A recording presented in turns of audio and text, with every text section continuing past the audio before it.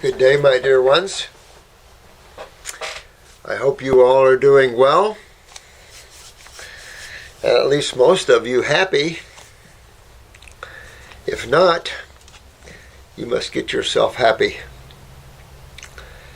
Get rid of those things that are ball and chains and those that make you, bring you down. You know, opposites attract here for obvious reasons. And building the law of homeostasis and watching that being applied in chemistry and ionization and applied emotionally and applied all over the place. You know, it's funny, when you look out at this planet, if you look at the religions, most of them believe in one God. And there are other minor channels, I would say, for the God force everywhere. God has channels for itself everywhere. But we all believe and know in our experiences that there's only the one. Christianity speaks of it quite a bit. Buddha, a lot, Bhagavad Gita. And it's funny that we're willing to hurt each other and kill each other because our God, even though we all believe in only one, is better. So it shows you how ego-driven religions are. And the reason I'm bringing this up is that it's important that you work on yourself and that you become your own religion. You become your own experience. Because the priestcraft and the like, they don't understand either.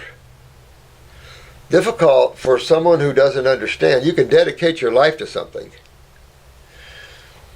but you can also dedicate a whole lifetime to doing things that are not true or accurate. So you are the living truth. That's the one thing that is important that was said by spiritual giants, one in particular. You are the living truth, and I want you guys to remember that, each and every one of you, and be happy with yourselves.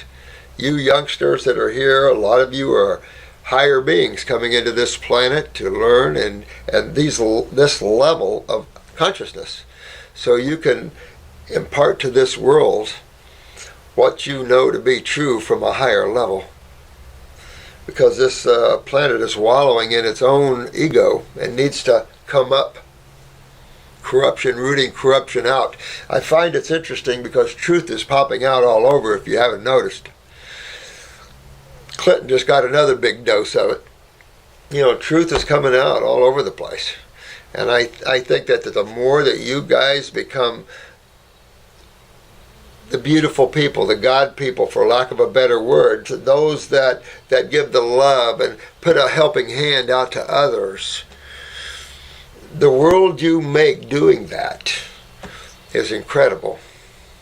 And for those that are aware of out-of-body travels, you know what I'm talking about in some of these most distant lands or these areas of creation that's more in the astral and mental worlds. Some of you that haven't had that experience, the camaraderie and love is incredible, and those are often their own journeys, and it isn't like this lower warring area so much. There's differences, of course, and there are wars at different levels, but so I just wanted to talk to you about that and understand that. Give love to people. You might not like someone, but you gotta love them because you know who they are inside. You know, the mind and emotions takes us on journeys away from who we really are. Because creation is simply expressing the unexpressed. Creation is expressing that which is infinite, that which you cannot define other than the word consciousness, the word awareness. That's who you are, and it's hard to define you. There's no physical words to give you an insight to what that is. These are all just experiences. Consciousness is something that you can't define it. You can only be it and experience it. And within that tremendous vortex of everything, all Christianity uses the word the allness, the all in the all, the Rosicrucians, so many of the orders. That's all you can say, especially the metaphysicians who have spent a lot of mental journeys in trying to find God. It's all you can say when you butt up against the infinite. But you must realize that each and every one of you come from that, and that you are infinite within yourselves. So with that, I want you to keep practicing being in the present moment where there is no time.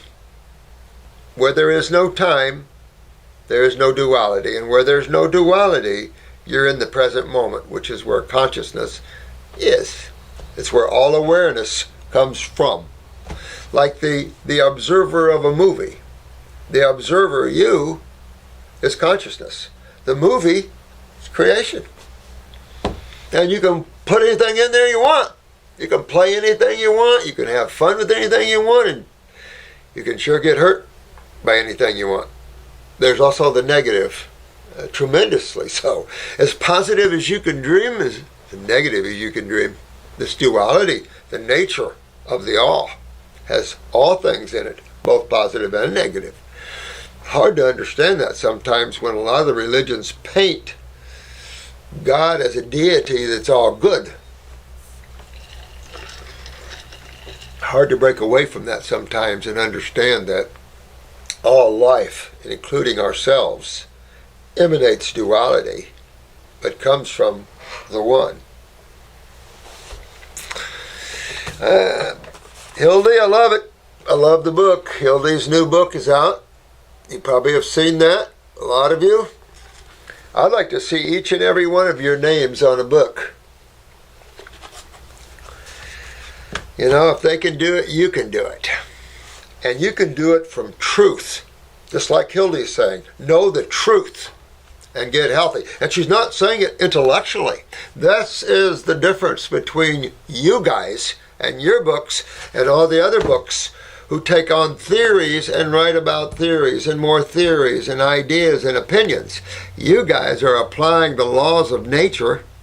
That's all we talk about, the laws of science and physics, the laws of nature. Someone thinks that's not true. I don't know what to tell you because that's what it is. Write your books because this is from pure truth and experience. And when you can take yourself from Hellville into the angelic world of wellness, you deserve to write you a book and tell the world, because somebody will pick that up and it'll help them. And then you'll be responsible for uplifting another part of God into its more fullness. And the more you do that, the more you lift yourself up in the fullness. That's why you young ones, you don't play with bullies, you don't play with those kind of people. Who cares? You become the teacher. You never want to be the passive one. Remember, the view is always the same. You'll get kicked around like a leaf blowing in the wind. You want to claim your right as a knower. What you're learning here is the truth. And this planet is starving and malabsorbed for the truth. And you guys are the ones that are the knowers of that.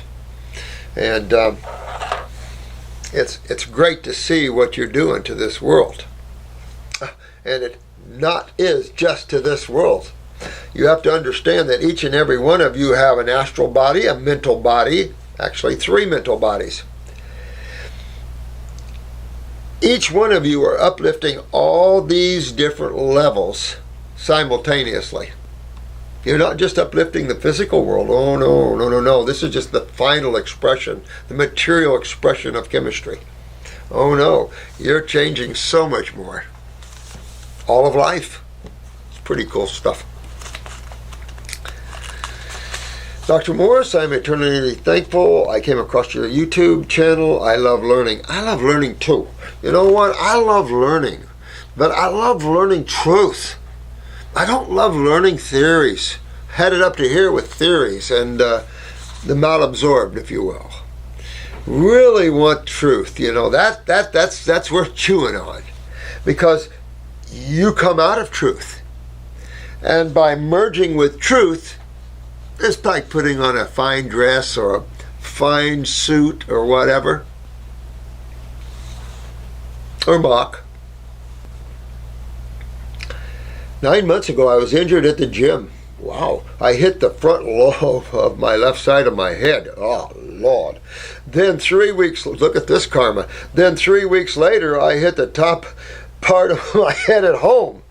I went downhill fast. Every symptom you can think of, I had. Excuse me. I've been doing a lot of fruit. Pulling that crap out, baby. I took only herbs and cleansing to get better. I am still not 100%. 9 months later, I still get headaches and ringing in my ears, nerve pain and numbness and sinus pressure. Can you tell me what else to do? I take brain and nerve and juice everything right now. Okay. I'd love for you to look at my eyes too, if you could, so I can understand. You know what, Keri? Send me your eyes again and label them to, Chris isn't here, so Megan, I guess. But I'll take a look at them. We'll take a look and see here, but I can tell you right off. Whenever you have trauma, and let's take this case for an example, Keri, where you have trauma to an area that doesn't want to seem to heal. What do you think? Now, keep knowing that the body is a bunch of cells and two major fluids. Knowing that the brain and all this tissue and everything are cells. So when you damage something, you're talking about damaging structure. So you've killed and damaged a lot of cells, right? Now, whose job in your body is it to clean up the mess? Not the blood. That's one hint. Well, what does that leave you? That only leaves you one other system left. So it's an easy guess. It's a lymphatic system. That's why when you bruise easy, you hit yourself, or you know, those that have petechia or real thin connective tissue stuff, and you bruise easy, how come it takes a while for that bruise, that blood to come out of interstitial spaces? Because interstitial spaces is what? 80% lymph. So when you have trauma somewhere, and it ain't getting better, you're not moving which side of chemistry also, which side of chemistry out of that are you not moving out of there, because trauma is on which side of chemistry? Excuse me. Acid side of chemistry, absolutely acid side of chemistry. So you created a lot more acidosis that your body didn't have the ability to get rid of, even though you popped up on some juices and herbs. This is what I'm saying, that sometimes when you're so involved, you got to go full bore. You got to really take, especially in a case like this where you're dealing in this hard drive, the central nervous system. You don't want to play around with that one, because mutating that doesn't give your experience in these lower worlds a lot of fun. That's for sure. So you definitely want to take care of the nervous systems. Okay, so that's the first thing I see right off, is you're not cleaning that area. You're not cleaning the acids, or maybe even the cells that are damaged. You're not cleaning that out of there. Because remember, cells that are damaged go where? To the lymph nodes? Yes. Where they should go? Yes. Because what's waiting for damaged cells, whether you call them a cancer cell or not, what's waiting for a damaged cell in your lymph nodes? Macrophages, immune cells, macrophages. They're immune cells that like to eat, they're carnivores, basically. They like to eat other cells. And so your lymph nodes have macrophages and bacteria. Bacteria is for the acid sewage and the waste, the chemistry, and the macrophages are cannibals. They're ready to eat cells that are damaged. So that phagocytosis, that's what that whole thing is. So, it's just that that's not happening in you well. So you're blocked here. Well, where are you really blocked? Going right back to kidneys and adrenals again. Going right back there to kidneys and adrenals. If your adrenals are down, you could use some steroids to help you. Because if you don't move these acids out quick enough, what two possibilities could you experience developing in that area? Actually, three. What three? And it's on your test for those that are taking the DVDs. Cholesterol or lipids, fatty deposits, calcium deposits, or edema or cyst. So these are the things that can develop here, and not to mention the fourth thing could, excuse me, could be a tumor. Because you've got all this sewage, it can't be taken away. Your brain is continuing to produce waste. All these cells, the neurons and all these cells that are producing all these metabolitic wastes, they're not moving out well. So pressure comes in, and of course, then it can start affecting what? The cerebellum. And then eye visions get cloudy and blurry. The headaches, the spasms, and things like this is going on in there. And headaches are spasms. So, this is what I would do, Keri. First of all, I would get right on if you've never done the kit, get on the kit. You got to do something to take care of this. So I did at least do a few of the kits. All right, so the first kit is the dewormer as well. I would take that first kit if you can afford it. Add upper circulation and brain and nerve. If you're still having these headaches, you could use Spasm Calm, which is an antispasmodic. And that'll help with and you can add it right in your dosages, along with the brain and nerve too, and it'll help keep that headache down. It'll help the spasticity of that area, since it's highly acidic and very spastic, hyperactive. See what I'm saying? What happens with acidosis? That or the other way, just chew it on up. So, very important to take care of this, Keri, because it's not good here. This is the hard drive, honey, and you want to get this out of here.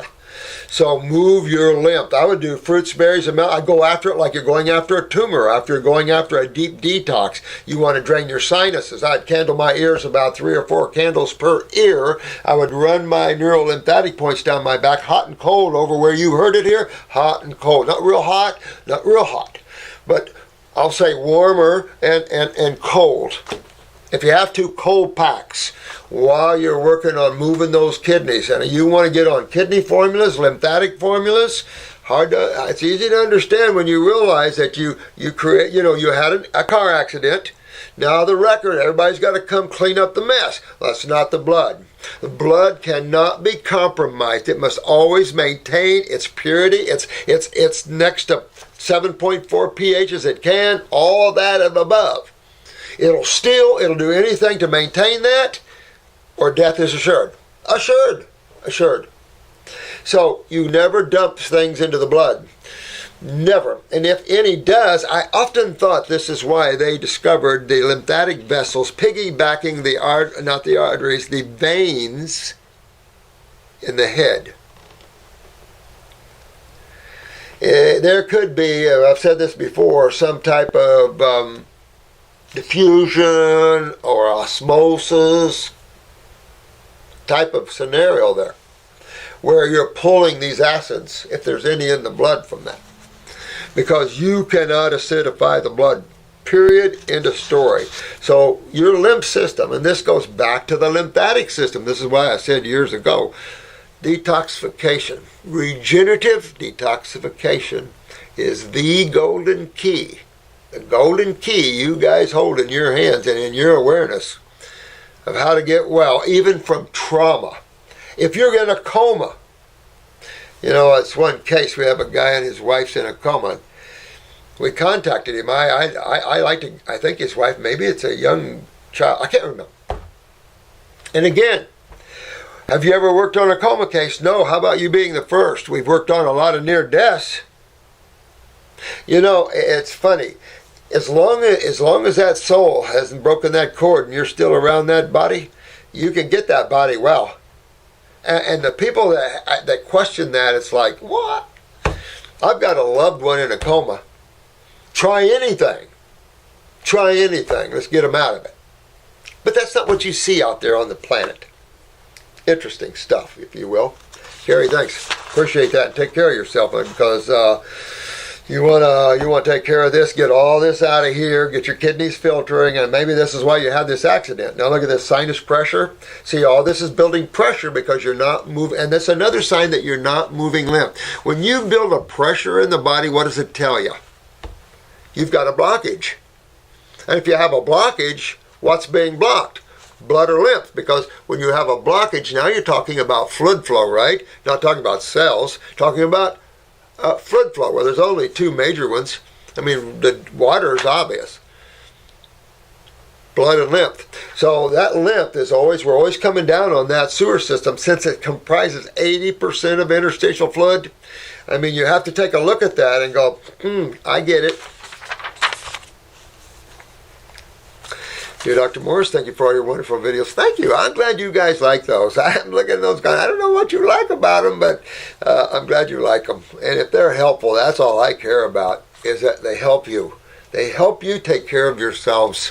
I've seen enough of this crap of going to physicians and them ripping people off and not even knowing what they're doing. This is a time for everybody to learn and help themselves. You notice that? Remember, put the oxygen on mama first and then the babies. You guys get yourselves well and your kids coming with you, because this world needs that. It needs a change in consciousness. It's wallowing. Oh, thank you, sweetheart, or whoever. I had a few queries for you. Indeed. I tried emailing twice a couple of months ago, but I fear my emails are not getting through, so I hope you receive this. Well, we get them all, but there's so many emails, and they're all being routed to different people to take care of differently. So, I don't know. I'm not over there. So, they're having a time at it, and I appreciate your patience. But,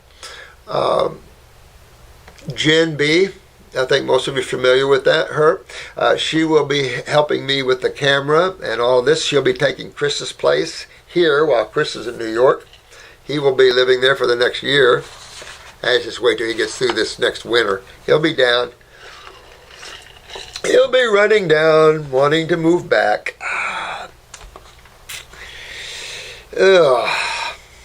I have scored through all your videos relating to scar tissue, but still had a few questions. I understand that scar tissue is formed through acidosis and weaknesses. You know, when something's weak and it's damaged, the body isn't stupid. So the body's going, how can I fix this? And you see this in a fracture where the body wraps several more layers of cells or bone around that fracture until it seems to heal and be well. And in time, it then goes back and looks like a regular bone again. So it's all in the ability of the body to be alkaline and to heal itself. I think a lot of you have experienced this by now, the incredible rapid state of healing that occurs in an alkaline dominant medium. It's just amazing. We've talked about this a lot. Arnold Ehret and my own personal experiences verify that to the T, and I'm sure many of you have. Yaz, remember Yaz? I think he also experienced that. But you can get so up there that you cut yourself, there's no pain. There's no pain and there's no blood. You cut through capillaries, no blood. What made it clot so quick? Because there was no bleeding at all. No pain. I've experienced that many, many times. Arnold Ehret experienced that. You can only experience that on 100% raw and up there. The only time. Now, I don't know if you can experience on vegetable matter. I don't think so. On a fruitarian level, you can cut yourself and not even hurt yourself. Amazing. It's a friggin' amazing. I do believe if you add a salad, you'll feel a little. But as you come down into the cooked foods and stuff, it hurts more, it bleeds more, and it pusses more into the meat. And then when you start eating meat or proteins, it hurts a lot when you cut yourself, it takes a lot longer to heal, that sort of thing. When you see that and you experience that firsthand, you then realize what healing's all about.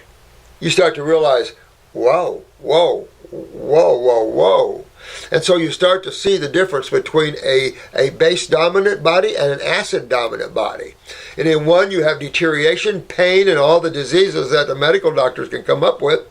And on the other side, you have vitality, robustness, and extreme health. I mean, it's just amazing when you see that, because it makes you wonder, at what level could the human get? What level? You know, we wallow so much in the low stuff of life. Imagine us, the humans, start thinking in higher levels of expressions, of love and health and vigor and vitality and beauty. What beauty could the human being exhibit in its highest, finest form of health and dynamics? Some of you are finding out. I love that. I understand that scar tissue is formed through acidosis. A few years ago, when I was about 22, I had a series of water fasts. I felt much better, and of course my weight went down. However, when I completed the fast, I noticed that even though my breasts were much smaller, the skin had not retracted along with them. Interesting. Can this skin ever be restored and retracted? I'm going to stop right there.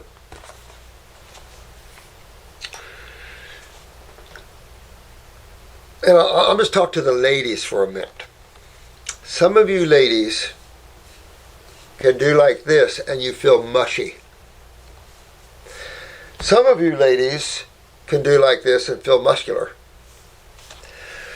The difference comes from the very beginning in terms of malabsorption and all the cofactors of digestion and the types of foods that you were consuming. Also, your level of play or not play. This is why you get on the floor and crawl. This is why kids run. This is why puppies run and play, because it is essential that you build underlying muscle. A lot of people did not do that, especially the ladies. I come from a family where the ladies were up here and the men, put you on pedestals. Matter of fact, the men did all the work outside. Of course, the women did the work inside, of course. The ladies were never put into strenuous situations and things like that. So,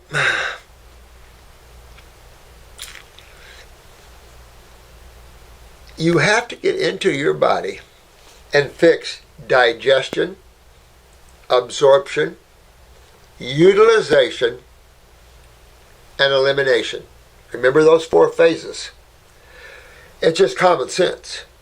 Without proper digestion, you can't get your goodies. You can't get your nutrition, if you want. We'll call it that. 2, if you don't absorb those goodies, you're done right there. Everybody's still stuck in the bowels. I wanted to, by the way, in a minute, maybe I can find a book here. I want to show you about bowels and colons and stuff. Then your glands must be healthy, because through hormones and steroids is the utilization or the metabolitic process. And then you have the elimination of all the wastes that were created by all these processes. Make sense? It's just what your car does. It's just what a jet does. It's just what a rocket ship does. That's just what everything does. It takes energy, spins it, kicks out the residue. On all levels, whether it's electric or whether it's chemical. Doesn't matter. Like lightning and thunder, that sort of thing. The residues from that. And it's these residues that we're talking about, because these are predominantly acids. And the retention of acids creates acidosis. And that all equals pain, swelling, and the word we give that, when the body is acidic, we give it the word inflammation. Another word is fibromyalgia. Another word is lupus. Another word is Lyme's. Another word is cancer. All different levels, but systemic in nature. Even though you might see a tumor in the right breast, it's systemic, and particularly on one side where a kidney might not be filtering over another one. So,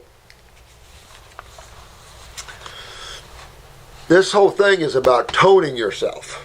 The other part of toning you want to think about, of course, and you guys know where I'm going with this one, and that is parathyroid gland. You want to pull your eyes, take a look at your GI tract, because if you're that bad where you have malabsorption and digestive problems, 9 times out of 10 your transverse bowel is down, you have pituitary problems, and therefore now the glands are down too. The glands are down too.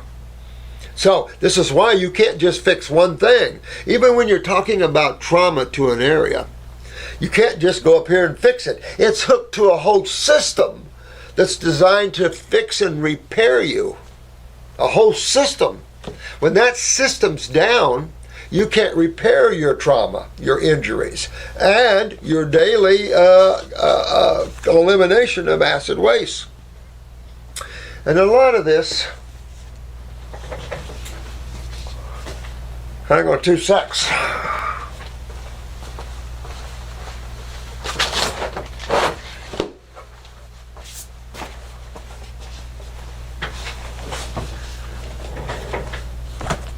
The book that we have on the market came out of this book. I wrote this many moons ago, and I wrote it for our classes because I've been teaching these classes for 20 years or more. And this is just a conglomeration of everything.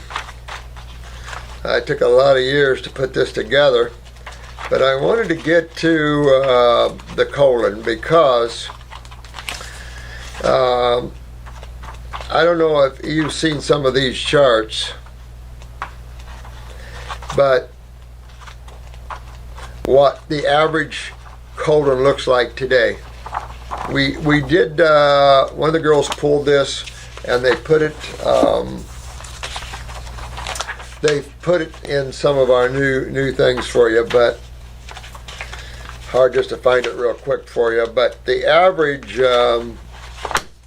if you want to take a look at the average colon today, I just can't find it quick enough for you, but the average colon today is one gigantic mess. I can't even tell you. A normal colon is almost like a horseshoe. You're coming in from the small bowel. You got the cecum down here, hooked on the end of it. You have the lymph node, the appendix. Then you're coming up, right? The ascending. You're going over with the transverse. You're going down with the descending, and then you have a curve. And that's where the horseshoe moves over with the sigmoid down to the rectal. There's just no such thing as any of these healthy colons.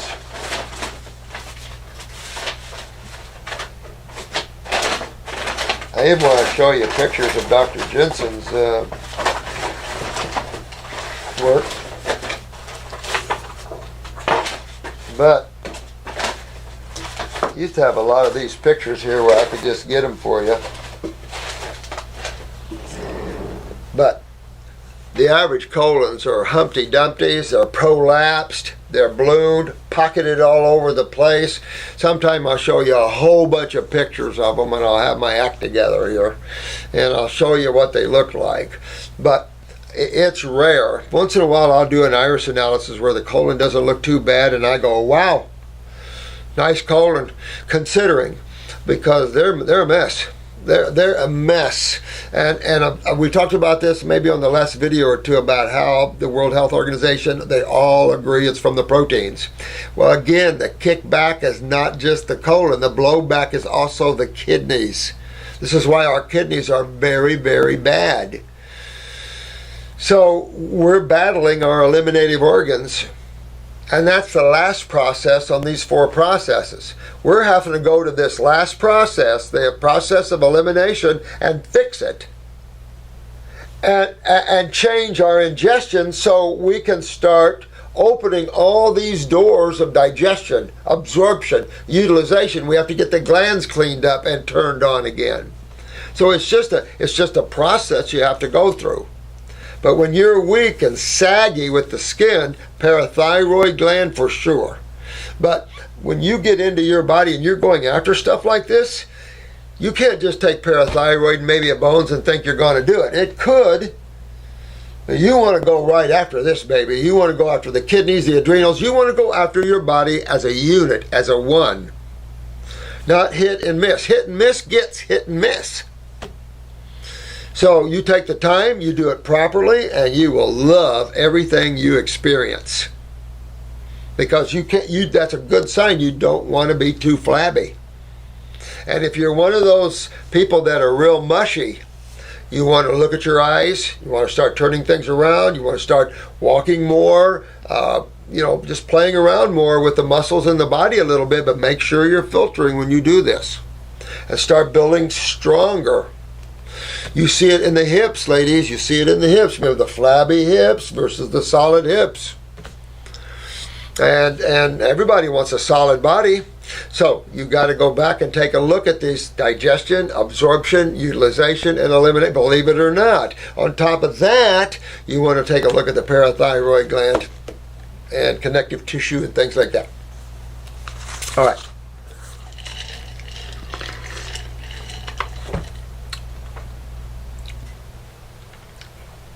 All right. I also have scar tissue stretch marks on my hips. Can this be cleansed out? And if so, how long might this take? Good question. Everybody's different in the length of time, and this is true with tumors and everything else.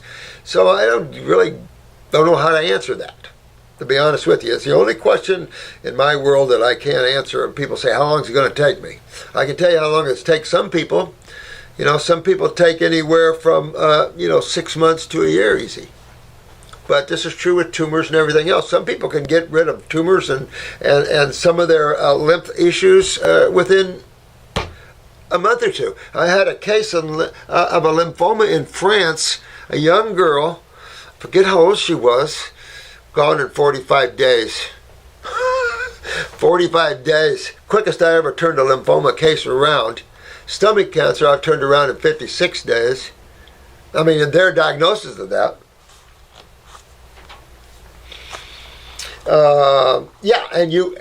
And the fact that you get them, and I mentioned this before since I spent so many years in heart work as the open heart surgeries and the cable or the huge scar that you can have down there. You really don't want to hardly even see that you've been cut anywhere. That's good healing when that happens, when you can walk away with no scar. When you have a scar, it shows you that you're more acidic and weakened. So therefore you turn that around. You go to the base side, you get your body hydrated and alkalized, and at the same time you strengthen. And the body will chew and make itself pretty again. I don't know about birthmarks. Don't know. Never seen anyone reverse one of those. Never seen anybody focus on that. So I don't know about that. Can this be cleansed? Make that take. I do know it is best not to look at certain symptoms, but to go after your health. But I would love to know all the same. I know, because especially a female, this has to be a female. And absolutely, you want a toned body. But you've got to take it all the way back inside here. You have to go back to even childhood. I remember there was a quad. She was a C3, C4. She was one down from Christopher Reeves. C3, C4, that leaves you nothing. She did have the ability to, with her tongue, and she had a little lever on her wheelchair, that she could move it and move herself around. I had her totally reconnected in 11 months, head to toe. I could have punched a screwdriver right through her foot when I first met her, and she'd have never known it. I could touch anywhere, and we have a video on it. I could touch anywhere. She'd tell you right where we're touching. Now, I shot that video cold on her, which was kind of unfair for us and her, because we just went up and shot it. But when we worked on her a little while and got it up, she could go like that. She could lift her leg 10 times, either one. And this is from Belle Grove, Queens. Spasticity out the butt, down 12 years, head-on car crash, complete spinal cord separation. So when you see that you can turn a case like that, you know what you can do. And when we've seen the skeletal system rearrange itself, readjust its own self, I mean, there's a power out there, guys, and you guys are tapping into that. And that's all I know to tell you. Is you run with what we've done and you make new. You know, we've got a lot to show this world of where the human body can go in a state of wellness. And it's you guys. I've done my thing. I've laid it all out. So I'm just here to help you guys. And you guys are going to lay it out to the world. I love it. You just, Hildy, all of you guys, Karen, all of you guys. Kicking butt. But you needed to. You were suffering bad. Suffering bad. And you needed to. And now you ended that karma and you're free. Love it. Love it, love it, love it. Now, I also have another question. A member of my family is a heavy smoker. Hand roll cigarettes. Eats a lot of cheese. Thank God I've never liked cheese. I have never liked cheese. I remember I was over with Eileen and Mutt. That's when they were together. Eileen's nickname is Shania. And even though they were all raw, we would go to these French restaurants, and of course they'd bring out the cheese cart. Thank God, that's nothing I never had to deal with. Yuck! Wine neither, and meat. So, this person is a heavy smoker, eats lots of cheese, wine, and meat. All right? So, that typical Homo sapien. He is very, except for the smoking, he is very slim and can eat pound after pound a day and never put on weight. Could we all guess what that problem is? And I doubt if it's hyperthyroidism. I'll put it that way. From what I understand, that may be malnutrition or hyperthyroidism. Also, he also cannot achieve an erection. Well, we won't call it hyperthyroidism then. Can I ask what specific health risks he might face if he does not alter his diet, lifestyle? I must note that he is 59 years old. Well, you know, when we say 59, 20 years ago, we thought young. 59 right now on the typical diet has never had any health intervention or anything. They're pretty sick. We got a ton of 50-year-old cancer people all around the world dying all over the place. 40-year-olds. 50 is the new 80. That's all I got to say. And so this is a serious issue. You know, going back to these sort of things, all of this, of course, has created extreme acidosis. When you smoke, and it can be marijuana, it can be tobacco, it can be an herb mullein, it can be anything. Combustion creates acids. And smoke is just acidic, pure acidic. You deal with that and you're okay. But you pull that right into the lungs, bypassing the liver right into the bloodstream. So the one thing you notice with smokers is they start to look a little gaunt, meaning that the body's sucking itself of calcium big time. Your body robs itself of calcium as a smoker. You can see it in the connective tissue, the wrinkles, all of those things that you can see. Add that to all the other food you're doing is acidic, then you're just waiting to die. Because whether you feel it or not, one day you will wake up with serious problems. You know, this idea that you can get away with these things, the only people that can get away, and they never get away with them, but they do so much more than people like me, and that is strong constitution people. These guys seem to take a licking and keep on ticking.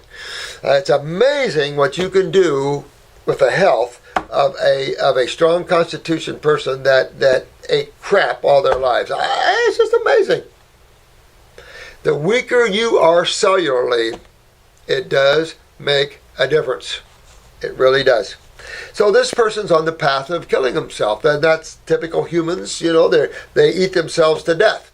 The cheese is filling his body full of mucus, tumors, and the like. Wine, big deal with that. The meat, of course, very acidic, putrefactive, stinky, very acidic.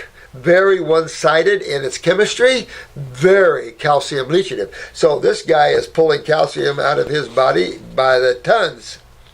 So, you know, these are lymphoma cases. These are all kinds of things that are ready to happen. It depends on his genetics. You know, who knows?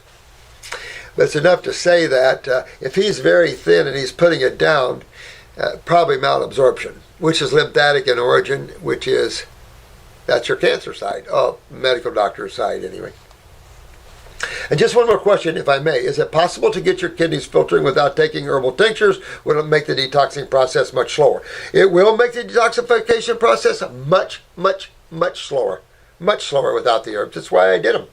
You know, I mean, I didn't do them just to make money. I did them because I needed tools. Tools. It's all about the tools, you guys. We all know that. The right tools, you can do the right thing. So I'm a tool man, Tim. My place is full of tools. I love tools. But I don't know about the kidneys and filtering just on fruit. I did. I don't know if I wasn't filtering before or not, because nobody on this planet has been talking about filtration of kidneys.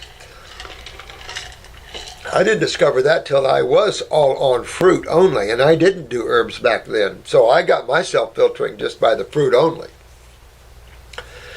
If you're a strong constitution person and you get pretty good kidneys and adrenals and, you know, your bowels are in pretty good shape and gets out a little limp, you got your eyes looking there, you could just do it all by food. But really, you want to spend a little time and dig in with some herbs and get some things done. They just seem to get things done, especially if you're into the genetic weaknesses and stuff like that, you know. But you don't have to be on them long. Work them and get yourself up, get them filtering, come off of them, however you want to do it. You know, this it's creation. It's expressing the unexpressed. So, guess who's controlling that? You. You have more control in your world than you realize. You just assume the position of not being in control. And each and every one of you are in total control of your beingness and your worlds. You might take hitchhikers on, and take on other people that you bring into your worlds that might augment you and leech on you and bring you down and things, but you're still, make you feel like you're in no control. But each and every one of you are in total control. Even those wives that are submitted to these husbands that are aggressive in beating them, you just have to stand up once and walk out. And I've seen this over and over in mental health clinics, and I know of clinics hidden away where spousal abuse, where men beat the crap out of their women, and we've taken them to these safe houses. Week or two, boom, they're back with the old man who beat the crap out of them again. I mean, it's just sad. Sad. Sad. Sad. Sad. These are staunch meat eaters. Violence, anger against the female. What? Can never figure that out with a man. How a man can get violent with a female. That sends me out in another way. It's like, how can you do that? If you don't like their ability to out-connive you, then walk away. All right, I am sorry for all the questions, but would love to hear from you. That's not bad. Not bad. Respect that. Thank you so much, honey. And sorry it was late getting to you there, but I can't promise on these. I'm doing my best, and I'm the only one doing them. If you want me to get Marcy or one of them to help answer these, I'll be happy to. But they're all so busy.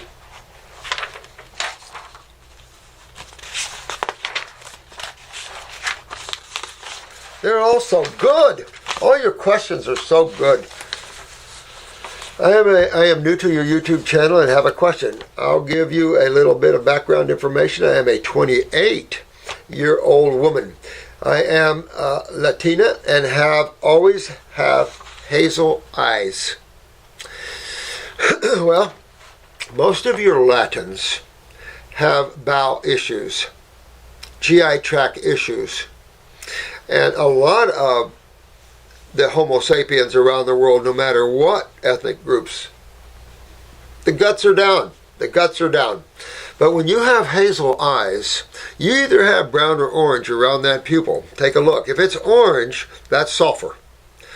And I can't tell you which is better, because sulfur is hell to get out of the body, but brown is chronic bowels. And it'll start making the eyes look, even when you move from an acute phase. Remember that there's 4 phases that your eyes go through, the same phases that we'll call diseases go through, and the same phases that acidosis goes through, the same phase everything goes through that we've labeled here on this planet. Acute, subacute, chronic, and degenerative. So the acute. Okay, so Jim entered the hospital with an acute case of appendicitis. He was rushed to the OR. They cut him open. His appendix had popped. And they suctioned him out, sewed him up, and saved his life. That wouldn't be a totally accurate way of describing that experience. I could rename that this way. Jim entered the hospital in a degenerative state of pain. He was rushed to the OR, cut him open, and found that his appendix had popped out. He was not in an acute state of pain. He was in a degenerative state of pain. Pain generally comes in the body in the acute, lost in the subacute, comes back toward the end of chronic and degenerative, as a rule.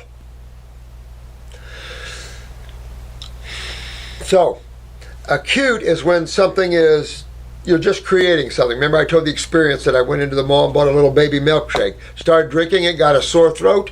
I created an acute condition, a sore throat, by the mucus I created by putting in dairy products in my body. Plain and simple. Ate an apple, coughed up the mucus, the sore throat went away, cured myself of whatever the medical doctors thought that it might have been. So you see how that goes? If I would have got a sore throat from milk and didn't realize it was from the milk and thought it was something I caught from somebody walking through the mall, went to a medical doctor, had an antibiotic that suppresses my body's ability to expectorate the mucus that I created by eating wrong food, I then would have moved my acute problem. My sore throat would have went away. Oh, I cured it. Thank you, medical doctor. Thank you. No, you didn't cure me. You suppressed me. Now, the next time I have a sore throat, it's going to even be rougher. Because all that mucus that I could have gone out and cleaned up and been done, I suppressed it. Now when I have a sore throat from whatever food or whatever, I'm in a subacute stage of a problem. That starts to turn my blue eyes yellow. Acute turns a blue eye white. Subacute yellow, and chronic brown. When you start mixing brown and yellow, you get green. The diagnosis of a hazel eye.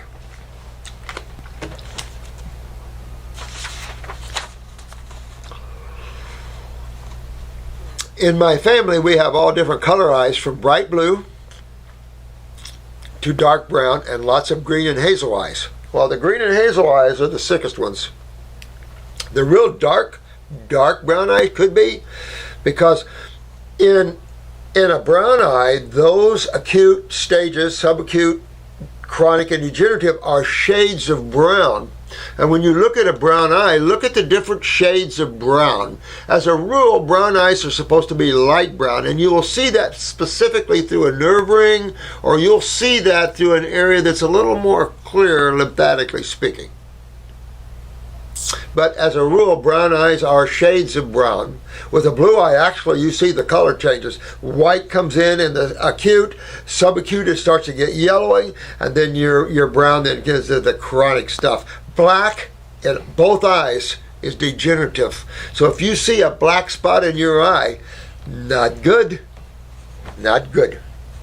When I was born, I had light gray, bluish eyes that turned hazel pretty quick. And that's what I'm saying. The day you're born, the minute you're born, that's the color eyes you're supposed to have. That's your color eyes. But it doesn't take but a few hours or days. Talk to a lot of pediatric nurses. Seen it myself. The eyes start turning because, and get this, because your genetic weaknesses and your lymph system starts registering into the brain. It's like all this didn't register in the brain yet. The conditions of your cells didn't register into the central nervous system yet until you were birthed. What's that? So, I mean, there's so much we don't know. So much stuff, and why? That you can only pull back to consciousness, because mind is full of theories. The mind doesn't know it all. Consciousness created it all. And that's the only place. So we just keep working on it. Keep working on being in the now. Keep working on stop thinking. Every time you catch yourself thinking, pull yourself back and just be. Observe without thought. Observation without thought.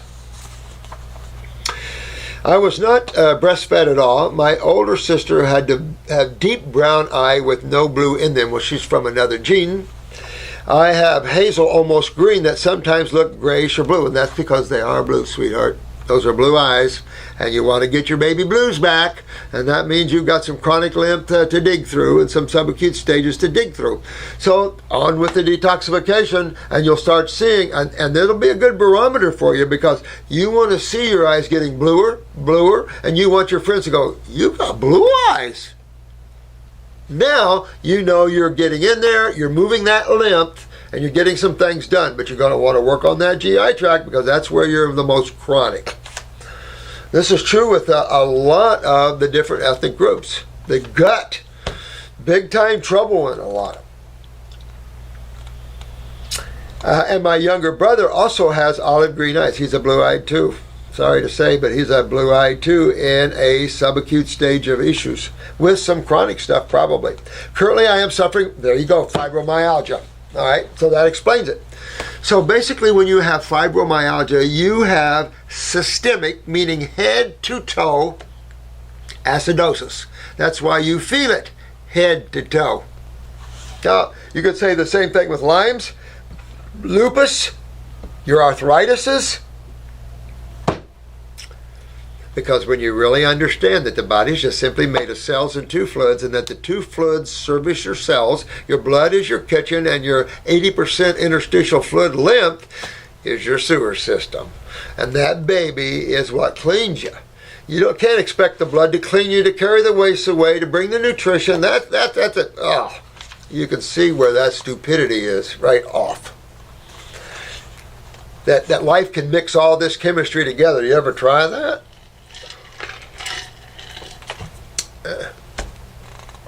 So here's polycystic ovarian syndrome. In other words, she has multiple cysts. Okay, on the ovary, and all this is your lymphatic system. Your lymphatic system, sweetheart, is down. Your eyes are showing it. It's showing you in a subacute and chronic stages of downness in your lymphatic system. Your body's showing you that because you can feel the acids all over, because you can feel the fibromyalgia. The polycystic syndrome is that you're forming cysts, which is no more than the lymph system, and of course getting a little help every time you menstruate. So every time you kick acidosis up a little bit, you get a cyst. Gluten sensitivity, it just shows you have mucoid plaque and all that crap on the bowels. And a blood disorder, well, clean that blood disorder is easy. Clean your liver, clean your spleen, get your kidneys filtering. I have been noticing that my eyes are getting more brown and darker, and I can see less of light colors like the green and the blue. Ellie, You want to reverse that one. Yeah, you can see what you're seeing right in front of yourself, sweetheart, is your toxicity getting worse and worse and worse. Your acidosis getting worse and worse. And after a while, correlate that with your symptoms getting deeper and getting more involved. Cut that off right now. You want to see blue in those eyes, not brown. So you want to pull that lymph and get those kidneys filtering, honey. I mean, I'm serious about this. You want to get on this, because nothing ever good comes moving your eyes into the chronic and degenerative levels. Not good. So you want to get that body detoxified. But I'm glad you wrote this to me, because it helps everyone see this. And she's an excellent example showing you her body, watching her body getting acidic and toxic as she gets older, and watching her eyes change. Now she can correlate that to her issues and things, and as she starts to clean her lymph system, the eyes will turn blue. You can watch it, and her symptoms will go away. I love it. And you guys should too, because that's what it's all about. And Ellie, you get yourself well, sweetheart. Don't sit there and take that stuff. It's your body. You've got to be the one to carry it around, walk it around. You're the one getting the blowback. So it only makes sense that a nice body is like a nice fine truck or car. Hello, Dr. Morse. Thanks for the opportunity to ask questions of you. You're quite welcome. I appreciate that. And you notice I answer them whatever they are, right? I've been researching for a friend who is a nurse, and her child has, I never know how to pronounce that. It's EHLERS. Ehlers Danlos, something like that. They are clueless as to what to do for it at the hospital she has visited. Well, let's take a look at this. I have Lyme disease myself. Now remember, Lyme, we just got talking about fibromyalgia and Lyme. So remember, guys, and you can just see this is all over the place. And it's all over the place because the young people are being born with worse kidneys and adrenals than ever. They're not filtering. Their lymph system's a mess. Look at all the skin conditions we talk about on this YouTube channel. So many suffering young people with skin conditions. That's sad, sad, sad, sad, sad. And it's affecting their personal growth, the way they see themselves, and everywhere else. So we have a job to do as older people, and that is to fix this place up. We made a mess of it. Remember that t-shirt I showed you where the guy's walking back? Yeah, right. All right, and I'm hell-bent on proving it is one and the same. Absolutely. Absolutely, honey. And I'm going to tell you, because that's all there is. I mean, we can label, the mind labels. The medical doctors is nothing but a mind game, and it's a labeling game. So we wear labels, badges. We don't wear no stinking badges here. We don't need labels because we know in science what's going on in actuality. No games, no guess. This is science. This is what's going on. You can test it. You can see it. I don't know what that is. You know, on a label, you want to understand what's going on in chemistry. And so whenever you see a buildup of acids in tissue, you're going to see the word inflammation. Inflammation has many parts to it. Inside, of course, you're either dealing in the histamines or interleukins or whatever. But you also are part of the inflammatory process, guys, is still calcium, cholesterol, and edema. You have all these factors, and all it is your body trying to protect itself from what? Proteins, or from another word, acids. I'm telling you, you get more into this, you'll see this, you'll see this, you'll see all these cancer cells with all these proteins around it. So you begin to realize that, whoops, we've been walking down the wrong road, because take a look at the human race. Everybody's walking down our golden road to Wellville. They're all looking good. Look at the people walking down Hellville Road. They ain't looking so good, and they're following the advice of the AMA and some of these naturopaths that believe high-protein diets are essential. It's like, what? So these are just half-thinkers. They're not. They're lost in the mind game here, the intellectualism, the academics. The academics is good as long as you base it from truth and not theories.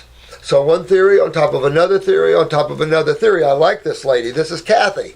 I like how she's thinking.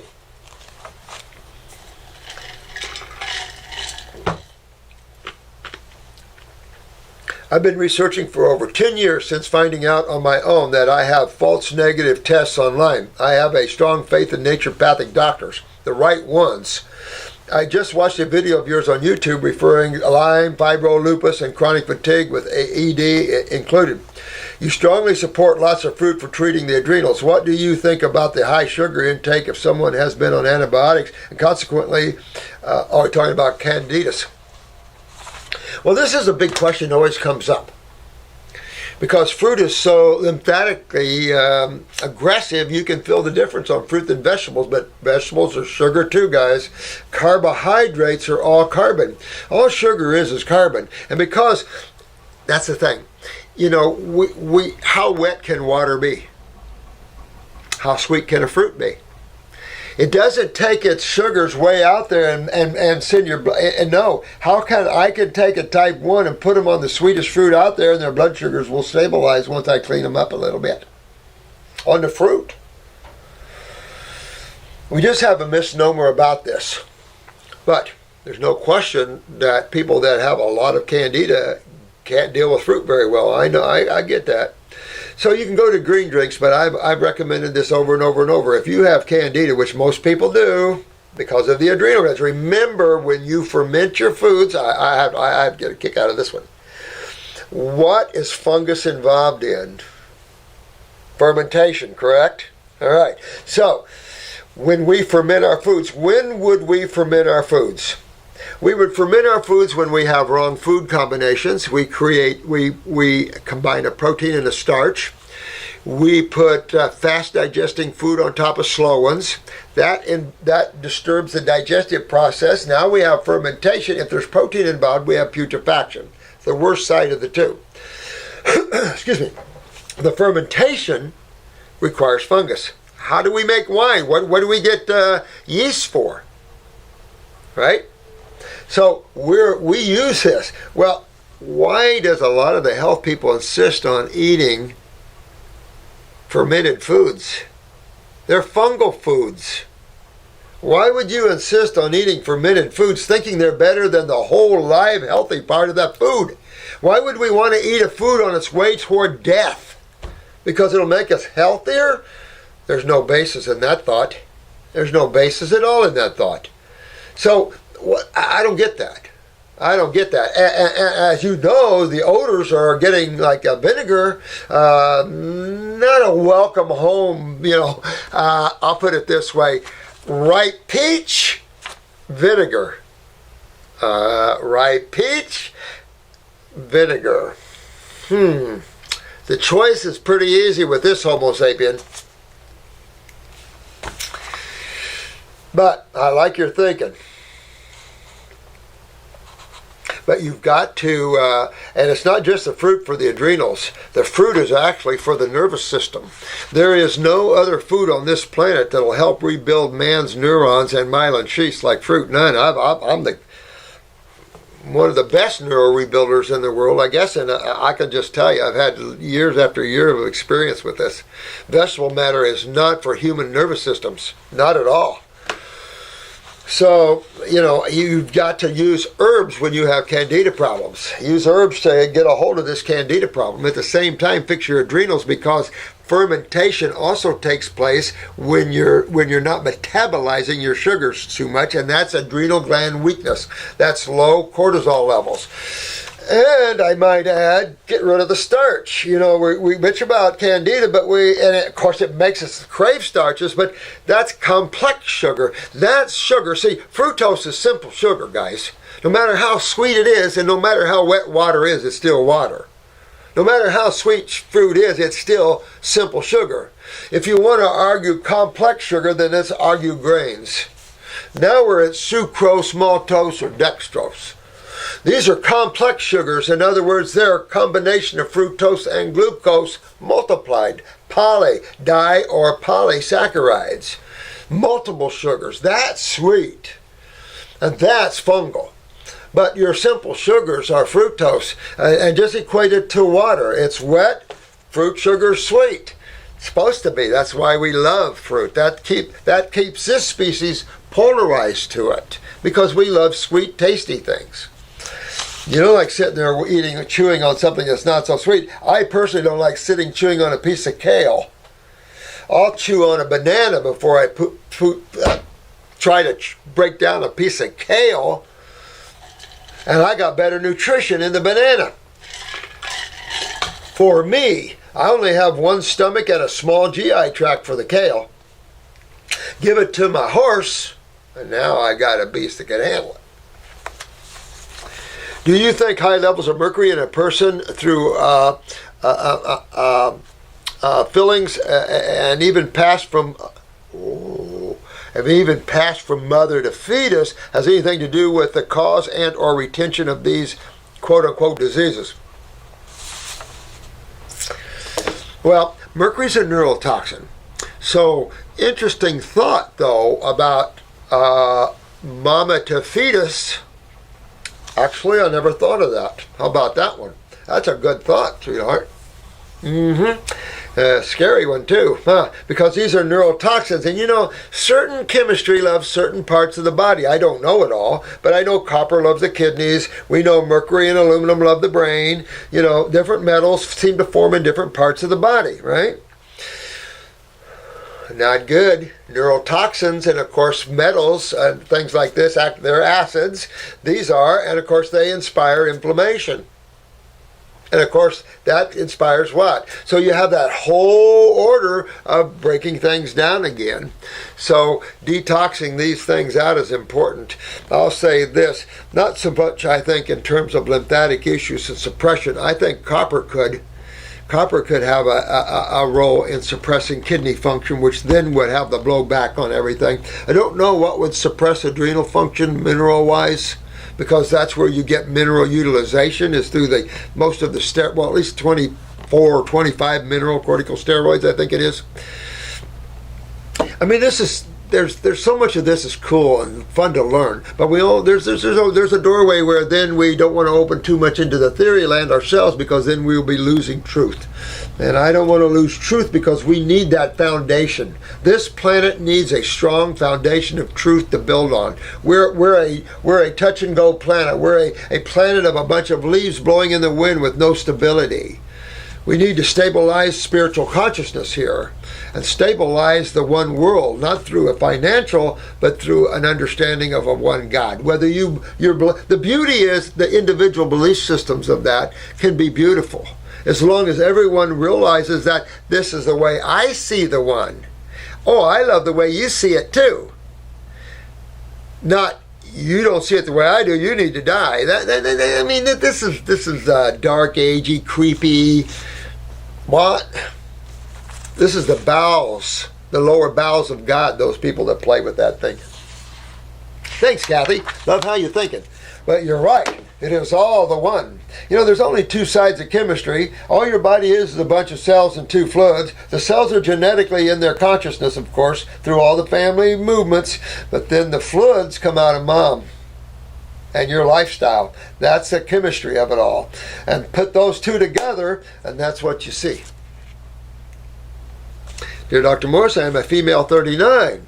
1 month ago, I have experienced sudden hearing loss. What? Oh man. Doctors don't know what exactly was the cause of that. They said the problem is in the inner ear. My hearing is slowly coming back, but there is a sensitivity to sounds.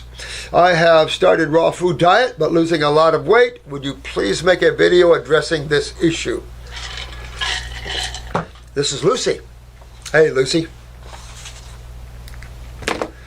When you suddenly notice like part of the hearing going, you either had a collapse or congestion, a blockage.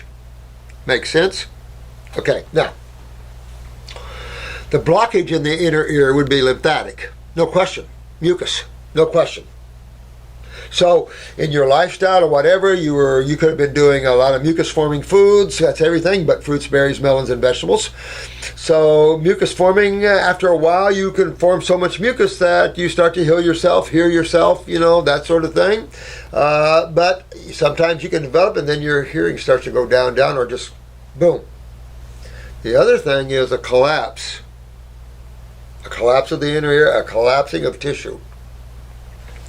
What would collapse? The thought of it, of course, would be strokes and heart attacks and all kinds of things, because there is vascular spasms and vascular collapses. Now, what would be inspirational in that? The loss of calcium in the connective tissue of that vein or artery. Absolutely. And what would cause that? Too many proteins dumped into the blood, creating acidosis of the blood. You can't do that.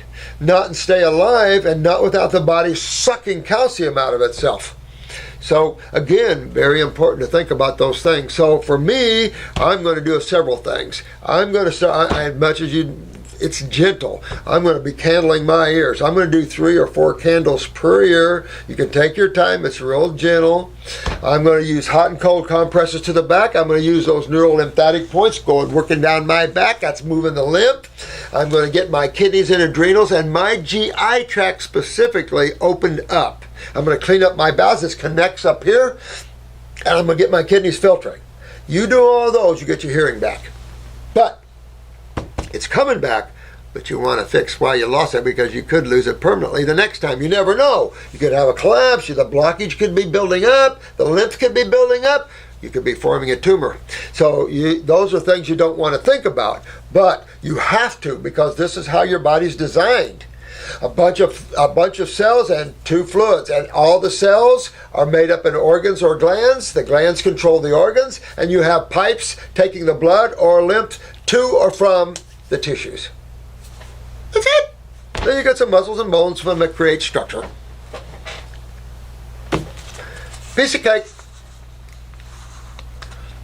So I hope this helps you, honey, but I would be after my parathyroid, because I'm always going to go to the video that I made for the protocol video. Look at the protocol video, because that protocol video tells you what I would do when I see something like this. I'm going to always recommend the detox, because you've got to get up here. You've got to go through that channel. Detox is the only way to start moving out obstructions. Okay, so that's the detox. But specifically, you can, in this case, add the ear candling, add the cold compresses or the cold showers, hot and cold to the head, the neurolymphatics, down the sternum and down the back. You can do all that. And that'll help open, make strong, healthy, open. And you'll be fine. But I would do that because we're talking about the ears, the eyes, and then, of course, the olfactories are around. You can lose your sense of smell, too.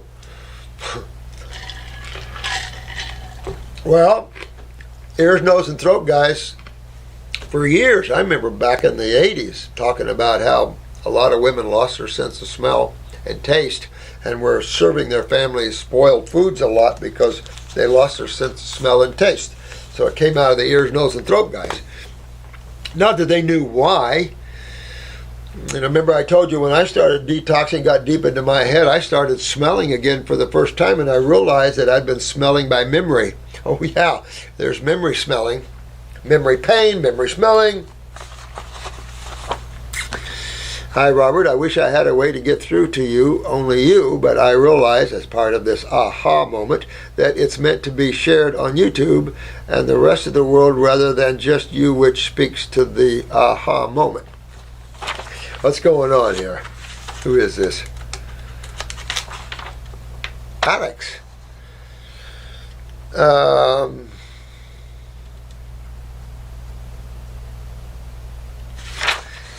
You know, sometime, Alex, to call in and talk to Valerie and maybe set up a spiritual conversation or something here. I wish I had a way. Okay, let's see here. Here's the timeline in short. I was depressed and in declining health. I secluded myself in that's a good idea though, in a raw community though, for almost 2 years. Went almost 100% raw. Almost. Man, you guys got to hit 100% raw.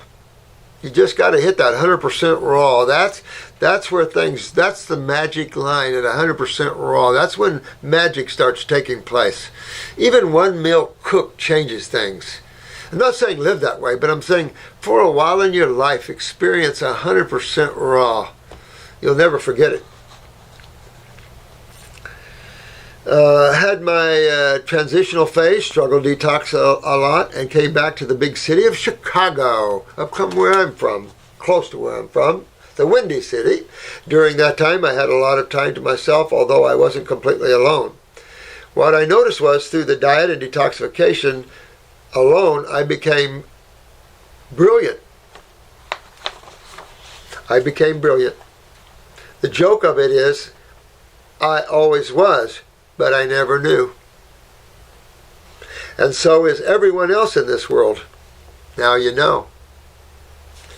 I wasn't fasting per se, but I did get a heavy introduction into the world of holistic health. Colonics, herbs, supplements, medical mushrooms, colon therapy, body work, juicing, different diet systems, fasting, and all types of cleanses. Yeah, you know, that's the whole thing. You have to play with it, watch and see all the different things and how they work and which one does what. That was kind of fun for me. I did all that too, you know. I'm just trying to get some people that are suffering the shortcut. Sometimes it's better not to mess around when you're near death. I used to have all these aha moments, I know, as if I just found a gold mine of wisdom. I know, it's fun though. There is so many aha moments. There just is. And that's all levels. All levels, not just health, in how the universe is put together and in every way, and why is it, and why is there creation, and there's just a lot of aha moments at all levels. It's the best feeling, and I'm sure you know it, because you just feel a burst of happiness and acceptance and unconditional love for everyone, even the ones you hated 2 minutes ago. Yeah, well, I don't hold anybody, to anything, even those that are saying bad things, because I know they're lost. And they're hurting at one level, and they don't understand at another level. So I never take things too personally. I've gotten mad before, there's no question about it, but it takes a lot to get me mad. It takes a lot to get under my crawl, because it's not worth it. It's not worth it. I see where we're all stuck, and what we have to do to help ourselves to get out of this world, and to have a better experience in this world. So, it's just that sort of thing. But interesting you notice that, though. I find that interesting you notice that. So I love you, man. After being back in the city for almost 5 months, toxic city too, to Chicago, man. I had one just now. I was sitting outside gardening and just kind of reflecting on the hate and disruption going through my body about my family, friends, and social circles, because no one is on the same path as I am. Raw, spiritual, fasting, etc. Well, join the crowd, my friend. I've been alone for a lot of years. And God sent me one beautiful soul for a short time. But mostly I've been alone too. And opposites attract, remember? Until you wake up enough to realize I don't want opposites anymore. I want someone that thinks like I do, feels like I do, and plays like I do.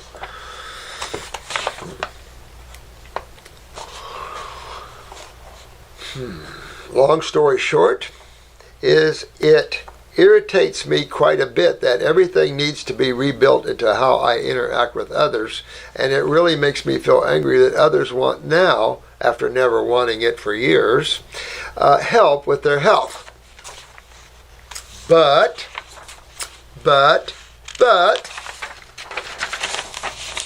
here's the kicker. I realize that what I hate the most is what I love the most. That my family, whether they like it or not, are following in my footsteps like an enemy of health nuts. An army of health nuts. What's funny is they always resisted, shown concern, said they would do it their way, etc., etc. You know the drill. You go wrong, share the news with everyone who wants it. I know the drill. Lost a lot of my friends with that drill because you're so excited you had the aha moment. But that's the blessings, and that shows you're ready. And you can be ready and your mate not. Or your mom or your dad. Just because you're ready and you're awakening, and detachment is the best word I can bring into this scenario here, where it doesn't matter, because you're fulfilled. And as you become more in the moment and you become more conscious, because all it is a matter of surrendering to the moment. There's nothing you have to do. There's nothing you have to learn. You only be it. It's as simple as you can get. And yet it's the most difficult, because the mind comes in and goes, but, wait, you can't just be. You got to think. And that keeps you in creation. It keeps you from remembering home, remembering who you really are, and some of the higher levels you come out of. But then remembering that doesn't make this game any fun, because it makes this game much harder for you, because now you know where you could be, and so it doesn't make this level as the more unconscious this level is, the more it works. But if you can become conscious and detached and play the game, and have fun playing it. That's the most you can hope for, my opinion, you know. Because you're going to have a body for a while. And those that you can touch just is now is an honor for me to help you guys. It's an honor because I'm doing it for the Creator. That's my move. I don't. What else is there? It's the all of the all. So there's nothing else to do. That's all there is. But back to what I realized is that they're doing it their own way, but indirectly following in my footsteps because you were the master of the family and didn't realize it, my friend.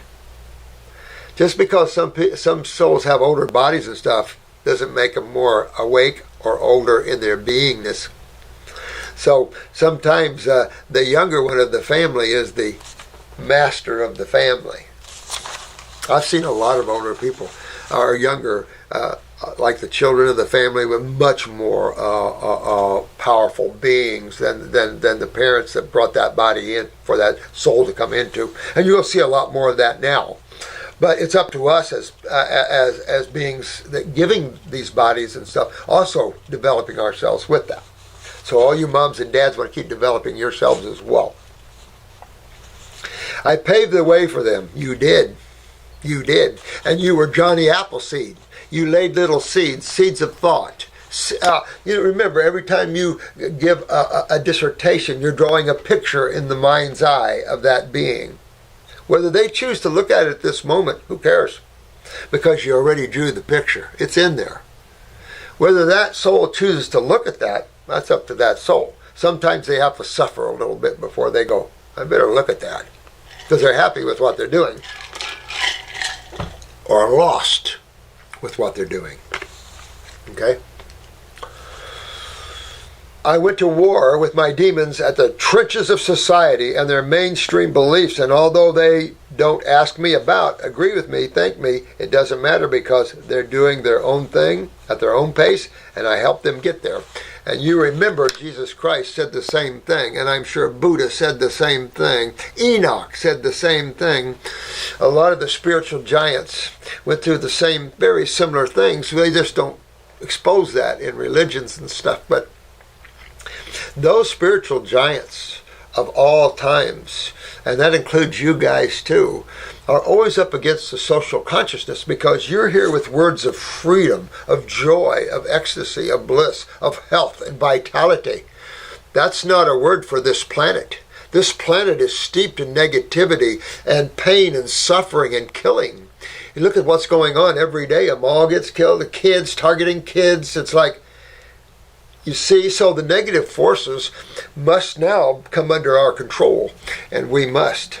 So it's becoming more powerful and more of a being. And to be more powerful, you have to get out of your mind more. Getting in your mind is playing with their side. The mind is the ruler of creation.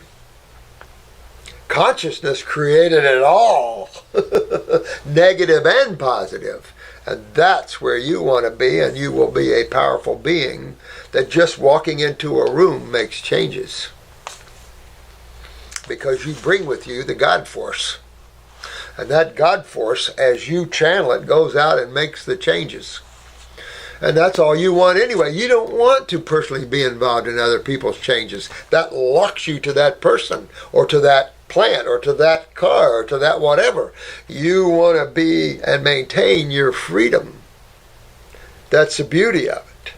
Remember the movie, I can't remember what it was, where King Arthur's son came back and fought the demon that this young lad of the community, he was wanting to be the king since this evil sorcerer got this negative being out of the dungeons of hell or whatever, and come and killed King Arthur and took over the kingdom. But he didn't kill King Arthur's son, and King Arthur's son came back and hitched up with this young lad of the village that wanted to be the king, and so King Arthur's son and his men slayed the sorcerer and the demon and gave the crown to the young man of the community and said, enjoy it, and not once told the community who he was, the son of the king. That's what you want to be. Your sucre is in here. Your sucre is with God and yourself. You don't need to have other people's approval for that. You don't need to have the world's approval for that. You have your own approval. You have your own connection to the all, a personal one, because you realize you're part of that essence of the all as everyone else is. And if you see that in everything, then you don't look at the negative side. You know they're playing with those things, but they get bit with it too. You don't get bit if you don't get played with it. So that may be confusing. Not confusing at all, my friend. I think you spelled it out just probably what a lot of us go through in our journey of awakening. Absolutely. But the big picture lesson for me was that I'm impacting change. Remember? And even if I want to hold it all to myself, keep it a secret, it's okay, because they love me and I love them at the end of the day. That's right. And you got to go past shortcomings of attitudes and things like this. Because these people they're just, they're taking it on and they don't realize what they're doing. If you realize what they were doing, they wouldn't do it. Because it's karma blowback time, and it's what you put out, you get back. Why not put out God? Because that's what you get back. See? So, it's just that simple. There are the simple ways. Buddha, Jesus, they have some beautiful teachings if you can find them, not aberrated by man. I guess the reason I do this is because I don't feel accepted or find others to be open to my lifestyle and diet, and that kept me solitude, much like the geniuses of the world. So, I love you too. Thanks for being the man. P.S. This also gives me the ability to resolve every conflict with everyone ever, because I was just going through my process. Alex! Alex? That's the secret of elimination of karma and the movement back to the Godhead. Is you don't care anymore about any of it. Your sucre is God. Your sucre is becoming the all again, becoming the true self again. Who cares what individuals, isolates do out there? That's the movie. There's supposed to be war over there and this over there, the loving of women or men on this side and the killing of them on this side. I mean, that's duality, that's creation. But your sucre, your stability, your allness, your foreverness, that's what you want to seek, because it's nirvanic. It's so free and so all that just to touch it is nirvanic. And it doesn't matter anymore then what goes on. It's like having your first out-of-body experience. You no longer fear death anymore. You know immediately. You'll just roll out of the body. You don't have to worry about it anymore whatsoever. And that's the whole point. By merging with all things, it doesn't bother you anymore. These are just beings that brought your body in here so you could come here. That's why you appreciate your parents. They created a body for you. And you could have parents you don't even like. There's no law that says you have to love your parents. I mean, you're going to realize there's worlds upon worlds upon worlds. You're an individual expression of the all. And you have nothing in common with anything else, and yet everything in common. You and everything else comes from the one, but you're the individual as everything else is. And the beauty of that is that everything is individual. I love that. If everything was the same, you're back to consciousness again. And then you realize why there's creation, why there's activity, why there's separateness. Good romantic night, and you realize why there's individuality and, separateness. I like that. That was good, man. That was really well read. I like that. That was really good. Thanks, Alex. And just let it all go, Alex. Doesn't matter anymore. You're getting there. You're really getting there, and you just let it go. And you see what you did. You see the influence you had when you didn't think you had any. See? Sometimes the less you say is more. Remember, sometimes less is more. And this is true in detoxification. You got to remember that. Sometimes less is more. Like these dry fasts. Look at what they do. They help open up your kidneys better. So sometimes less is more. Sometimes the less said and the more actions. You know? Be a godly man, Alex. I see that you are. Amanda. Hi, Amanda. Hey, Dr. Morse, I was wondering, do I have to be raw vegan for life to be healthy? Nope. I really love rice, potatoes, and soups, and I don't want to give those up. All right, let's talk about that a minute. You know, there's no question that 100% raw is the optimum level that once you've done it, you will never forget it. And if you can maintain it, I think I maintain 100% raw, except for that one time in Ohio. I think I maintained 100% raw for 10 years, 15 years maybe. Maybe. And then I was introducing a lot of cooked vegetables. And maybe even before that. Because I just remember having a very difficult time with lectures early on, and they were working with me so hard, and I was scared to death to lecture in front of anybody. I mean, I'm more of a recluse, believe it or not. I know you probably didn't show it, but I'm more the bashful one.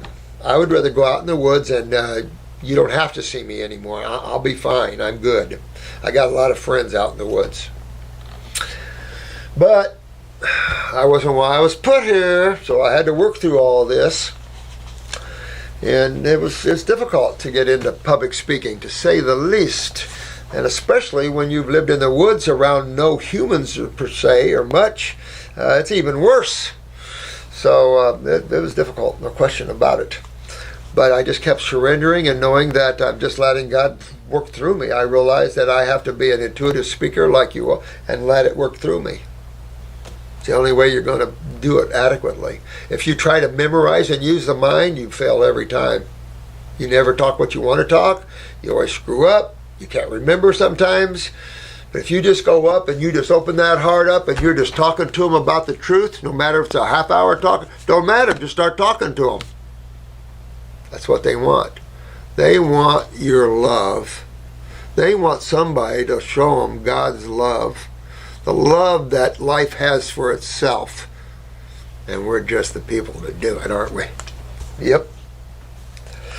Now, but you also, with this, have to be careful, because when you start getting into potatoes and soups, that's when you can run into some trouble, sweetheart. So you want to make sure you're dewormed and all the fungus out of you before you come back to these levels. Rice and potatoes, these are all starches, and they smack of fungus problems. I would say that you'd be better off to make the potato a rare thing as a cheat, and then have your steamed vegetables be your cheat. And a good vegetable soup could be a cheat, but a good vegetable soup is pretty robust. You could make a vegetable soup. I made a vegetable soup with every vegetable in the refrigerator, and it was filling. And it's like, I don't like to be inundated with food that's taking a while to digest and stuff, you know. You feel better and lighter and easier and think better when you're not dealing with food sitting there trying to digest. So whenever you want to go for the cook, you just remember this is dead food, no enzymes to digest it, constipating, all could be mucus forming, and do I want those things before I eat it? If the answer is yes, then eat it. But then the next day, go all raw and clean all that out. And, you know, if you're going to have bad days, have some good days. See what I'm saying? But balance yourself out. I would say don't go too far bad, because after a while, you'll notice that you'll start wrecking your body again. You know, your body likes to feel good and be happy. Happy chemistry, happy body.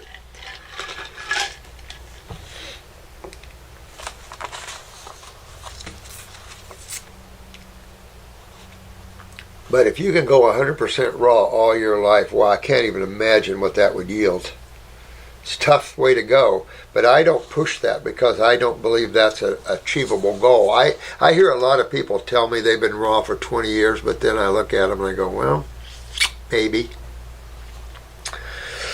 How long would I have to be raw before I can eat these again? All right, so that's an interesting question. You want to use your eyes as your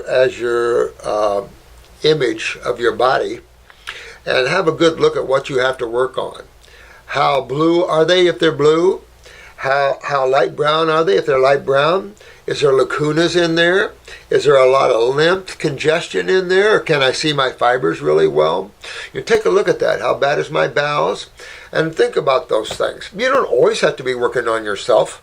You could get hit. I always recommend hitting it hard at first. Then take a little break.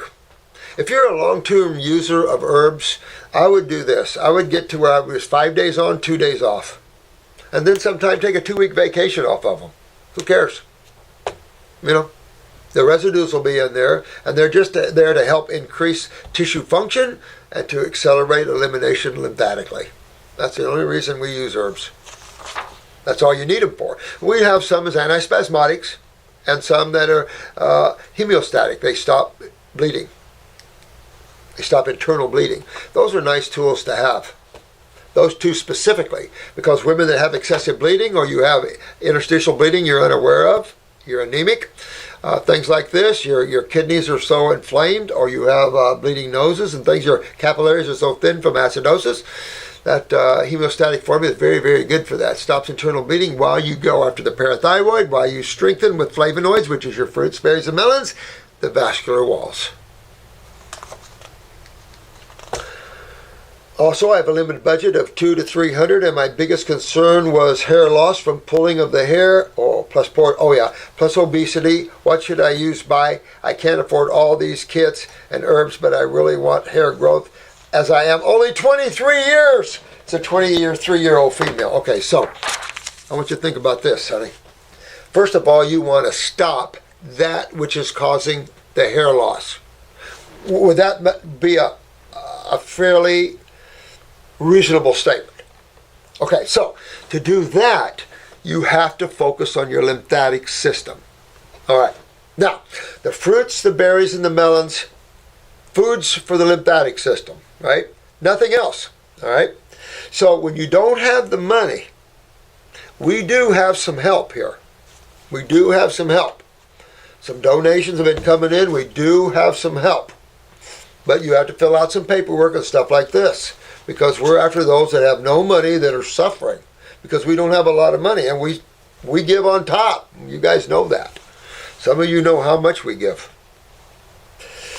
So, anyway, where was I? I don't remember where I was. Okay, so, if you can't afford herbs, you can see if there's any help here. But most importantly, you can use dry fasting, water fasting, grape fasting, lemon juice fasting. You can use all these techniques playing back and forth. You can do a week on grapes, do a day of water, a day of dry, another day of water or fruit juices, and then another week of fruit. You can play with this. You can play and work this and start detoxing that way. Spend a little money on kidneys and adrenals and lymphatic. All right? There's 3 formulas. At least the GI broom. All right? And upper circuit, brain, and nerve. That's 1, 2, 3, 4, 5, 6 formulas. See if they can give you a discount. I mean, I don't work with that at all. They get mad sometimes because I say things here that gets them in trouble, but still, you know, we're here to help as much as we possibly can without going broke, but we're here to help you. And proud and happy and honored to do it. So when you're having low finances like that, you really want to make your food your medicine, your detoxifying agent. But you get a few formulas to help that and work that, because that's the area you want to work, is the lymphatic system. And again, you know, you can use candling of the ears, you can use hot and cold compresses, you can work with your neurolymphatic points. There's all kinds of things you can do. Have someone help you massage the body and knead the lymph. All kinds of little things like that you can do, you know, to help yourself. Someday, And there is someone out in the Hollywood area that wants us to put together a help fund, which we have one now, but it's little. But she wants to pour some money into it, or this individual wants to pour some money into it, along with other Hollywood people that want to help people. And that would be nice. Then we can help so many people that have no money, that the AMA took all their money, they have no way to get well, no funds for nothing, and they're stuck. Those are the people we want to put our hands out and help them. We want to do what the others did to them. We want to come back and correct that and show them what the God people do. We don't do that to people. We don't want their houses. I remember sitting in a nurse's station once, listening to this immunologist. And I was talking to the unit nurse and charge nurse, and he was laughing and joking how he stole these old people's houses because they owed him so much money. He took them to court and took their house. And me and her looked at each other and looked at him, and I got sick to my stomach. I got up and walked out. And I looked at her. I came back up on the floor when he left, and I said, I just wanted you to... And he probably killed him too. That's what you do when you're on vancomycin and stuff like that. So, you know, this is... sorry about that. Hello, Dr. Morse. Thank you so much for your videos. They are truly amazing and educational. Thank you so much. Except for me ratting on, right? My name is Alicia, and I am all the way from New Zealand. I love New Zealand. I really would like to bank in New Zealand and move to New Zealand. I wonder what Mutt did with all that land in New Zealand. What'd they buy? 68,000 acres or something in your place there? I have a few questions that I have tried to ask my doctor, but as we all know, they can't answer anything honestly. I know you deal with mainly food and herbs, but your understanding of the human body is extraordinary. Oh, thanks, sweetheart. I wish it was more so, but you know, that's what it is, old country boy. I am hoping you can give me some light on these questions. Okay, let's see. All right. Now, how do you feel about saunas? All right, I love saunas. Remember, I had a Native American build me a sweat lodge on my place at one time. They're a little hot for me. Sweat lodges are a little hot for me. And if you're going to use a sweat lodge, make sure you clean the ashes off your rocks. That's all I got to say. But saunas, for me, should be steam or dry. In your steam saunas, I get the chlorine and fluoride water. Try to find someone that uses, you know, some type of treated water. I am against far infrared. And again, I'll find out what pictures I can show on YouTube. And because I have some very, very, very graphic pictures of people that did different things. Whew. Tumors that we pulled and all kinds of things. You guys have seen it in our classes. But what happens with infrared radiation on tissue? So you can do it if you want. From me, I discourage it.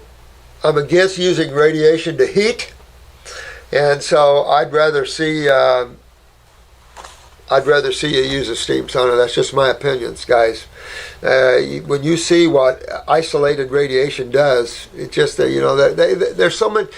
You can write all good things about it, and I can write that using stool implantation has cured all kinds of things. I could be a liar too.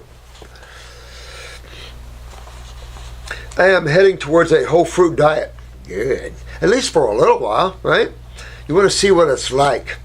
But struggle to find organic fruit. Could you suggest something to wash fruit with to make it healthier? Are you in the States? Fridays, you can get Fit in almost every grocery store around. I've got Fit up in the mountains. Fit is what Fridays put together. It's an organic veggie wash. There's veggie wash that we sell. I don't know how organic it is. Claims it is, but I don't know. I think that's also available in almost every produce section around the country. So in produce sections, they're supposed to have the vegetable cleansers and stuff.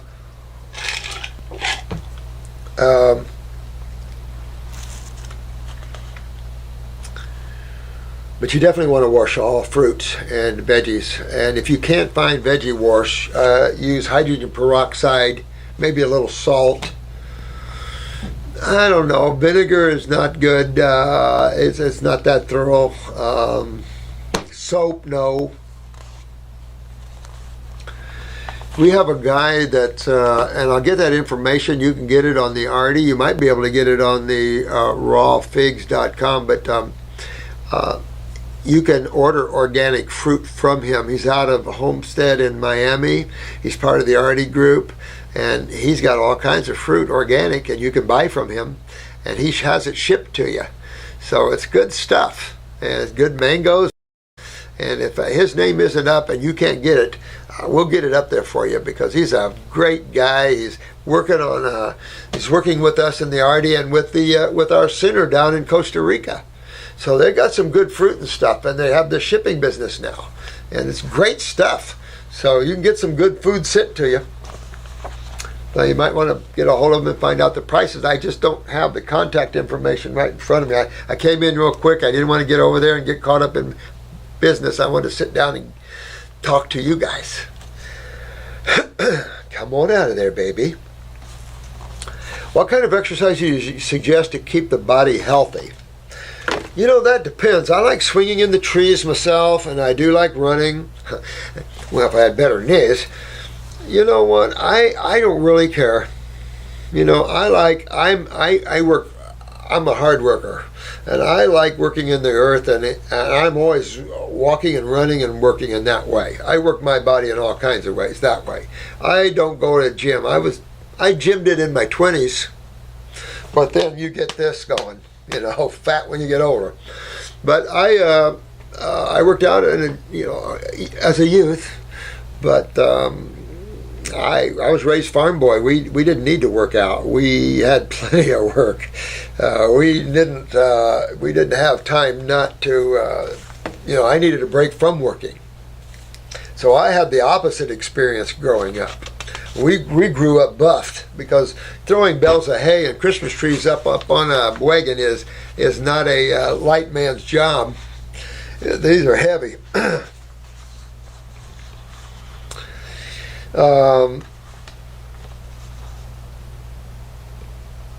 So I don't know. I work, but I just have this thing, and that's for you athletes and everyone else. If you're not filtering from your kidneys, don't overwork your joints, because you're not going to be happy, because you're going to have to rebuild them. You want to get your kidneys filtering and then work your joints, because you'll lose your joints, and it's not fun losing your joints. And it's just acidosis, and it's just activity without filtration. So I don't care what activity. I mean, I'd love to be able to scale a rock cliff, but I don't know at my age. A lot of things I would love to do. Like, so you think you can dance? I'd like to jump up and be able to twirl. There's this little karate kid, and he was a dancer too, and I mean, that kid was so good. He could go up, and I swear to God, he was doing 2 curls before he hit the ground. This guy was so good. Amazing. Amazing. That's what I would like to do. I would have loved to grow up in a Shaolin temple. That's where I would have loved to grow up in. Do you recommend Epsom salt baths once a week? No, but you can. I mean, it does no big deal, but you can do a salt bath every now and then. I don't see a problem with it. I go in the ocean as much as I can, which is hardly next to none. And now that you can't even believe what the Army, here's the government again, Army Corps of Engineers. I get why, but they're dumping Lake Okeechobee into our beautiful, pristine Atlantic and everything else. It's a mess down toward Miami and stuff. Oh, you just wait. It's a mess. It's a mess. It's a mess. It's a mess. I have a friend with lung cancer. In a recent video of yours, you recommended doing a 40-day grape and lemon juice fast. Like yesterday. Yep. Then went on to say that they shouldn't juice too much as it can cause fluid buildup on the lungs. Oh, I get it. Okay. I was just a tad confused. I get that too. Well, eat the grapes, don't juice them. Eat the grapes, don't juice them. When you have lung cancer, or what they call lung cancer, what you have is your lymph system is really backed up in your lungs, blocked by lymph nodes here, and a kidney that isn't filtering here. So, you've got to open the pathway, to say the least, of course, but you have another way out. And that's up and out, baby. And so a lot of tumors come up and out. A lot of nasty, gnarly mucus and masses can come up out of you that way, or pieces of it. So, if you're advanced, I wouldn't juice it. If you're in early stages, you could get by with juicing. But advanced stages 3 and 4, I wouldn't. Because again, it's a natural process for the body when it's highly acidic to bring in edema, to stop this, to bring in water. Remember, the water is the universal solvent. You know how we used to wash our hands. It's an amazing, when you look at water, it's like just out of H2O. That's what God made. It's a solvent. It's amazing. So it can bring that in to help break up, but you still have acid base to deal with, and you still have ionization to deal with. Water, for the most part, is acidic. 2 atoms of hydrogen, that's acidic, to 1 of oxygen. So it's an acid dominant thing, except for the electrolytes and everything in it. It's considered more neutral, but still, it has to have a little acidity to be the universal solvent, to tell you the truth. So you have to be careful about that fluid coming into those tissues, as it would anywhere, as it would in your feet, as it would around your heart, called congestive heart failure. That's why the lymph system, when it backs up around the heart, that's walking to congestive heart failure. Walking around building up around the lungs, that's pulmonary edema. You can go on and on and on with these little slick names, but the bottom line is danger, danger, danger. So if you're not advanced, you could probably juice and get by with it, but eat your fruit. You got to get the fruit down. So eating is great. When you juice, you're really bringing in the juice.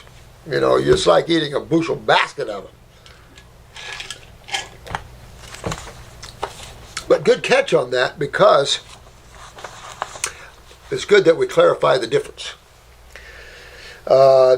Did you mean they could eat grapes or juice them? When detoxifying on grapes, should you put them through a juicer, or is it okay to blend them with water in a juicer? You could cut them down with some water, because very strong, but that's why we juice them. When you're advanced and you need the power of astringent and all the flavonoids to help you and to turn things on, even kidneys, because remember, fruits are also kidney foods. They all help the kidneys to filter too.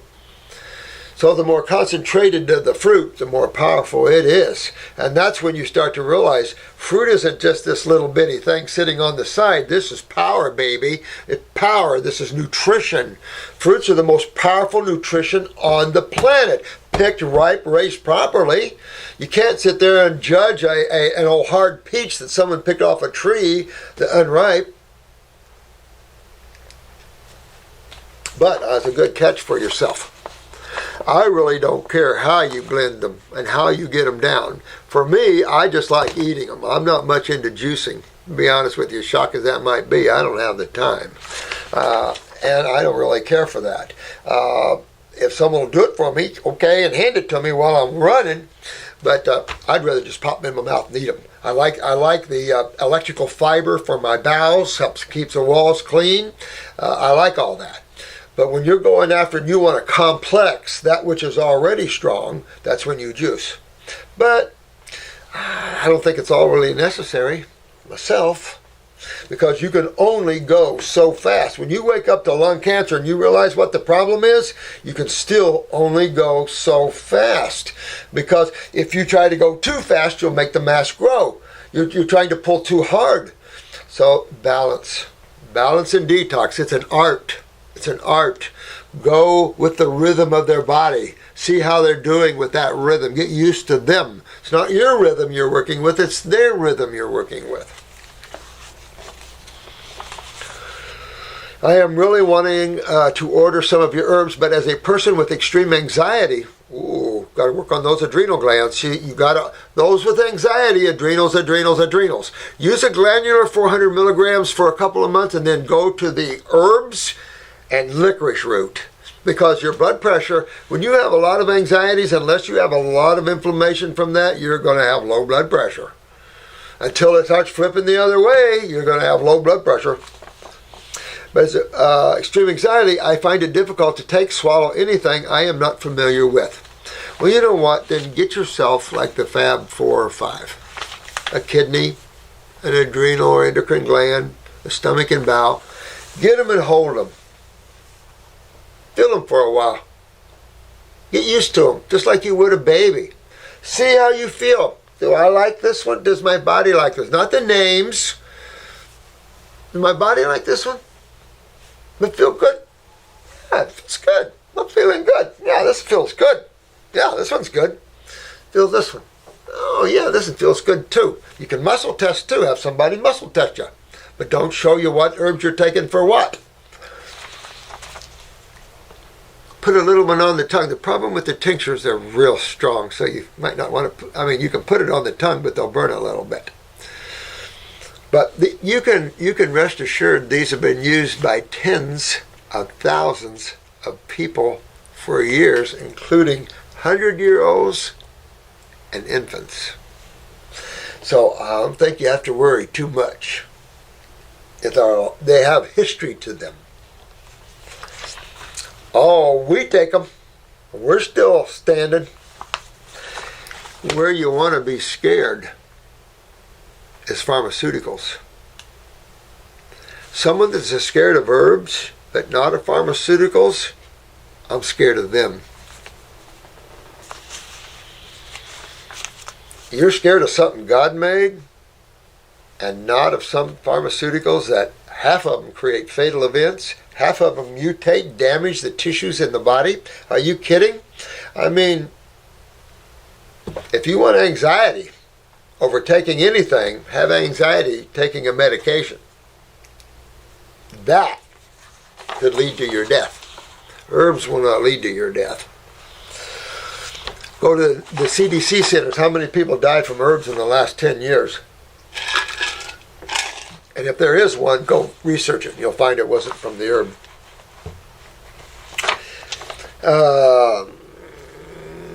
But I have a narrow esophagus as well, so I don't do well with pills either, to be honest with you. I like the tinctures. I like the fact of, I would prefer to have the ground up herb, but I don't like to take capsules. Some people just take a handful of capsules and down they go. Boy, I wish I could do that. I tell you, I'd be sucking them down. Can anyone take your herbs? Anyone. They're made for babies too. Absolutely. I am extremely scared about taking something and it causing a negative effect on my mental health, as this is already failing. Okay, then, tell you what, you want to spend a little more time with yourself alone. You want to use some upper circulation and brain and nerve for a while. I'd also recommend that, she used to have some good pamphlets, the Running Fox Farms, but we do sell her flower essences. And there's some flower essences to strengthen the self. And that's what you want to do, sweetheart. You strengthen the adrenals. See, you're weak in your emotions. You're weak neurologically. So you want to go after that weakness. And you can use some mighty fine herbs to do it. You'll love the brain and nerve and upper circulation formulas. Excellent. But you want to work on those adrenals and kidneys. Work on them both. And that'll help bring more strength to yourself emotionally. And as you get stronger and stronger, you take your place as the rightful knower of your world, the rightful manager of your world. This is your journey, sweetheart. So you want to grab a hold of it. Fix your weaknesses. You don't have to tell anybody. Just fix your weaknesses and become a strong woman again. When you see things fail, you're getting on the acid side of chemistry. Back off and go to the other side. Okay? How do I go about ordering some from all the way in New Zealand? Should I ring, email? Do you have books we can order? You know, you can go online. That's where most people go. But you can call the office here and order them. You can call up. There's order. We have a lot of beautiful ladies that take the orders. They're really nice ladies. They know all. They help you a lot. We do email orders. We do faxes. Do you have books we can order? Yes. Yes. I would really appreciate some answers to these questions that no one else can seem to answer honestly. Love your work. Alicia. Thank you, sweetheart. There doesn't seem to be any question there that too many people couldn't answer. But I love you, honey. You go after it. No, you know, get your strength back, honey. Get your power back. Get your strength back. Because you're a beautiful soul. I can feel it in you. You just need to be strong emotionally. You've had some past life astral experience, and I'll tell you what. You realize the beauty that you are, and that no matter what happens to you in creation, it's just creation, and it's just for the experience of it. Go touch your inner self. Get that powerful beingness that is you. Get away from your mind, sweetheart. Get away from your emotions. Tap that which is the now, and become strong in the now, in the self, because you're a beautiful being, and you do that, and you get yourself strong. Okay. And thanks for writing me. I appreciate it much.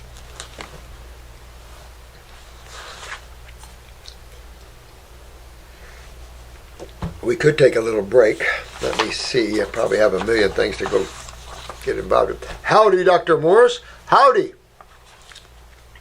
I just want to tell you that your smile makes me... Thanks, man. I appreciate it. Eating mangoes makes me... Oh.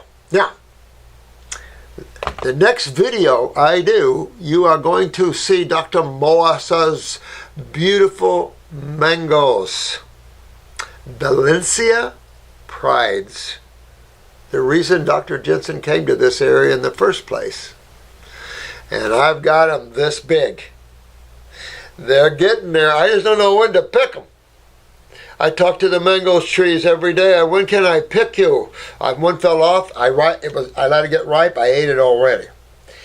I just don't know when to pick them. The biggest one I've got's about this big. They're still green. There's a little red coming at the red on the top, and they're starting. So I'm just like, I'm going to pick a couple to show you, but I don't know when to pick them. They're still hard. I don't know when to pick them, but you can't believe them. I'm so excited. My own organic mango. Mango, man. Eating mangoes makes me smile also. I love a good mango. Those little golden ones, I love those. Champagne, I love those. But the Valencia Pride, baby, that's about 10 of those little golden ones. Woo! It's my favorite fruit in the whole world of fruits, but it's also considered in many islands the king of fruit. It is such a good flavor. It's too bad that we can't have them year. We are getting them year round here. I guess I can't bitch. Yeah. And we got navels year round if you can get them sweet. Oh, I love banana smoothies as well. Oh, and I do too. And mix a mango in with a banana smoothie. Oh, but I only like one banana. And berries and a navel orange. If I can save this tree, the only tree I know of left from Bass's nursery, where I told you I got these original oranges that are this big. I'm nurturing it. It's coming back. These people almost killed it, but I've got crystals around it. It's coming back. I'll show you an orange when I get one off of this tree. I wish you could help me taste it. Unfortunately for me, they all spike my blood sugars. Was diagnosed 41 years ago at the age of 15. You know, there's an interesting thought here. There has been, you know, when you're talking about type 1s and all kinds of things, there's been a correlation of that to the liver. Then there's been some correlation to just what you're about to say, hypothyroidism. I don't know in what way, other than the pituitary. See, I hear all these relationships out there and people talking about that, and you research as much as you can about that. But I'm actually trying to see the actual links Show me the actual links where you can show me the effect on the beta cells to suppress the production of insulin. I can understand it neurologically now. We see that. We understand that thanks to the University of whatever in Canada. Thank you very much, Canadians. Nobel Peace Prize to that group. They should have got one for that. You know, you're giving Nobel Peace Prizes to people that don't need them. This group needed one. They discovered some good things. And I do believe that the glymphatic system, she needs a Nobel Peace Prize. And believe it or not, the University of Virginia needs a Nobel Peace Prize. You found what we already know is there. It should change your whole system and whole way of thinking. But it won't. I don't want to put that out there like that. He had hypothyroidism in your 30s. Okay, you need to send me a picture of your eyes. I'm going to tell you that already, so I can take a look at what's going on with you. 2 years ago, I was diagnosed with 2 years ago, this guy was diagnosed with gastroparesis. Man, we're talking a lot about that word, the new word really, in the last, 10 years. Gastroparesis, paralysis of the stomach, and it's not fun because everything goes down, wants to come right back up. Not fun at all. And some of the worst cases of it, I've told you in other videos, I've had to spoon feed, digest for a few minutes, and swallow the spoonful slowly that you just digested in your mouth. And this is where herbs are extremely valuable. It's a tough way to go with gastroparesis, let me tell you. And you need herbs and diet. And it's just a tough way to go when you have paralysis of the gut. This is how you introduce foods in. I can't even put a feeding tube in you because that's where we put the feeding tube, is in the stomach. You know, if you could bypass this, okay, with a feeding tube, but we're good with that. But this is paralysis of the stomach. I feel for this man. This is a tough way to go. So he's got a whole GI tract in a mess. And I can tell you what kind of mess you got, my friend. You got a lymphatic mess. This isn't a blood problem. This is a lymphatic problem, interstitially in the wall of your gut, in the wall of your pancreas, including the beta cells. This is where your problem is. And you got to get it done. And I might add that we need to take a look at the pituitary here, because I'm suspecting a little bit of a pituitary problem, not only to suppress your thyroid, but to suppress the beta cells. Wouldn't doubt it. Wouldn't doubt it. So this would also make sense of why your blood sugar spikes on fruit, especially after you just do all fruit. If you mix fruit with anything else, forget it. No, bets off. But if you just work yourself to all fruit and stay there for it takes a week or so, I think. I have to learn more about that one myself. I mean, I'm watching all these healers doing it. I'm not involved with people too much anymore. But when Marcy's diet's perfect, her blood sugar's perfect.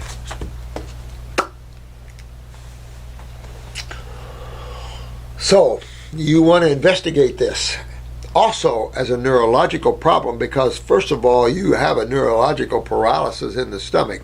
So brain and nerve number 2 is a very, very important herbal formula for you to be on. I would also recommend the circulation formulas, upper and lower, to start moving blood more aggressively through these interstitial spaces. Second of all, or third of all, I would highly recommend you go after your kidneys and adrenal glands. You need the steroids in the adrenals for the acidosis to try to suppress that a little bit. At the same time, we need you hydrated and moving these acids out. They're chewing you up. And until you do that, you're going to find yourself in that. So this is where we have to use insulin and these other factors to control us while we're heading full steam ahead down the road of Wellville, because you don't want to half-ass it. Because that's just what you get. When you're in trouble like this, you got to get yourself out. Who am I talking to? Oh, this is Nancy. Nancy. Honey, man, you got to fix this, sweetheart. You got to fix this up. Because do you give me your age here? You're diagnosed at 41 years ago at age 15. So what are you, 56? 56-year-old woman that's her digestive system shutting down on her. When you're guys starting to get paralysis of the stomach, your digestive system's shutting down on you. Well, I have news for you. This is why you've probably been chronic in that area since you were born. And no one told you. No one knew how to diagnose you. And you can't blame the medical doctors. They don't have a way to diagnose you. But they did discover the way. They just let it go.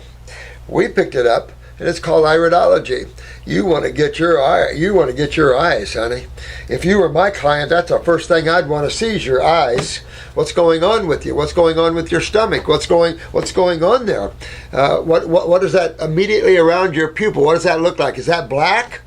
If that's black, you're in big time trouble. So we really want to look at all that, because by the time you get to paralysis, you could be in a mode of decay. Not to scare you, but you need to pay attention and get some focusing going and get some diet.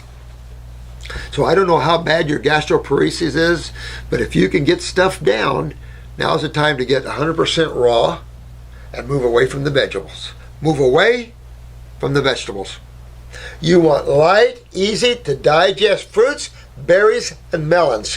What you also want is very small meals, very small, more often.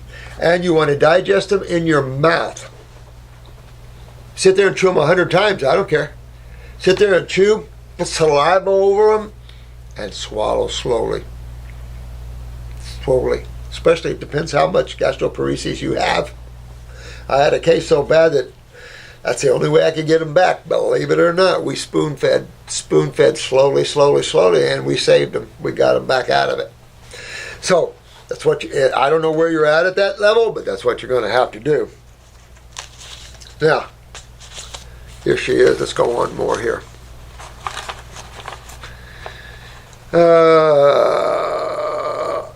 Here, 2 years ago I was diagnosed with gastroparesis, but I'm hoping it is a misdiagnosis. Me too.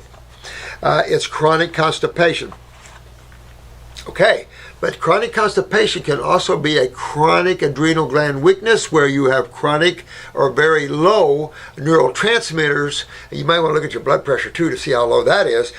Looking at neurotransmitters, you'd be looking at the top number, but the systolic number. But you also you want to get up on stomach and bowel. Depends how chronic you are. If you miss a couple of days, but if you have a bowel movement every 3 days, stomach and bowel number 3. And I would get on that and start moving your bowels. If you're more chronically constipated, number 5. Get on number 5. Get yourself balanced out where you're passing stool normally, regularly. Have them try to get your a regulation next door. Get you regulated with that. If this isn't gastroparesis and it's just chronic constipation, yes. That's when you want, either way, you want electrical fruit, berries, and melons. Either way, because that'll open you up. Even vegetables can make you constipated. So either way, you want fruits, berries, and melons. Neurologically and always, fruits, berries, and melons only till you get past this chronicness. I've been told I am low in iron, chromium, and zinc. Then your adrenals are way down. Taking those won't, nope. Your adrenals are way down. That's how you metabolize iron, chromium, and zinc. So, but that's also your neurotransmitters for peristalsis and other things too. So, you want to look at that. And you could correlate that. Now, you must use a nervous system to get that up to get better peristalsis. Get that interstitial wall, your GI tract wall cleaned up. Get the plaque off of it. Get your lymph moving in the wall, because your wall can get hardened as acids settle in for the long winter's nap. They'll stay there and they'll burn you while they're there. And they don't allow food to be absorbed through them, and they break down the wall and the nervous system. So that's the lymph. You've got to get honking. When you're looking at even gastroparesis, the lymph is sitting there at the kingpin of the bad boys. I'm going to tear you up because I deal with the acid side of chemistry. All I want to do is eat fruits and I cry because I can't. No, no, no, no, no. You eat the fruit and control your blood sugar another way. And just get up on fruits, berries, and melons and see if your blood sugar will stabilize in about a week. I would do that. And if your blood sugar just spikes and then comes back down a little bit, then live with the spike. Unless you are symptomatic with it. If you're asymptomatic with it, who gives a hoot? You're working yourself to Wellville. And if you can work yourself through this, you'll be to Wellville. That'll all be done and you'll be just fine. You're not going to die with that anyway. So I ordered your GI Broom Tea, Smart Woman, and the Adrenal Tincture in hopes of getting enough relief that will allow me to eat more fruits. You need to eat more fruits. I am trying to save my money so that next month I can purchase at least your... You know what, if you're this poor, sweetheart, you write in. You get a hold of Jennifer. She's the one that deals with that right now. And you let her know your situation. Or email for Jennifer W. Tell her your situation and you just want even the Fab 4. And we'll take a look at your case because this isn't something that you want to hang around here with. Be honest with you. So get up on our stomach and bowel. At least if you're not moving your bowels but once every week, you need number 5. Number 5. That's 2-3 times a day, unless you need more or less.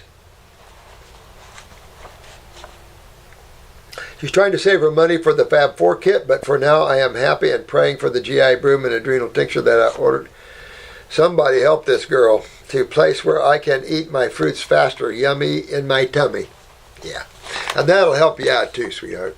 I wanted to ask you if you knew anything about Morgellons. I was just talking about that yesterday. That little blue hair. I have some flasks around here of them, to be honest with you, because she brought me a bunch. Nasty, but oh yeah, very familiar. I've been suffering itches, crawling sensations, burning, and those awful black spots that come out of my skin when my blood sugar spiked above 140. I'm in agony, and I hate the way my skin smells. Okay. All right, dear one, we got to talk. Considering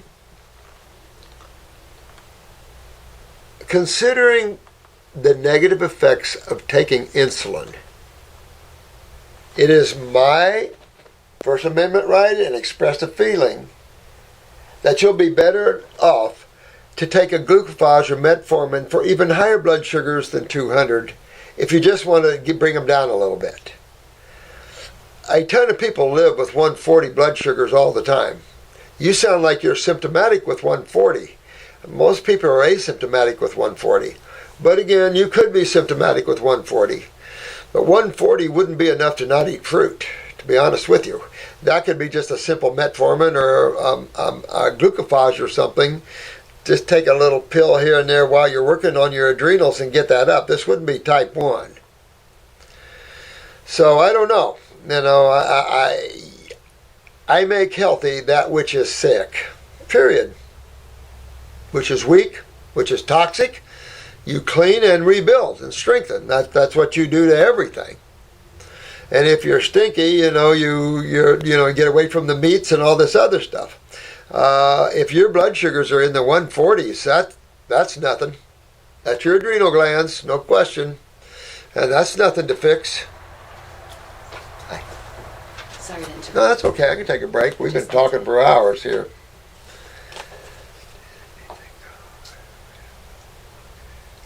Oh, okay. Sorry. All right, would you do me a favor then? Come on over here and help me if you would. Just push in that red button that's around that corner. Around the corner. Right here. There you go. Just push that in just for a second. Thanks a lot, honey. Sure. I appreciate that. Thank you. Sorry about that. I had to take a little break, make a telephone call. Where are we at, my friend? Oh, this is Nancy.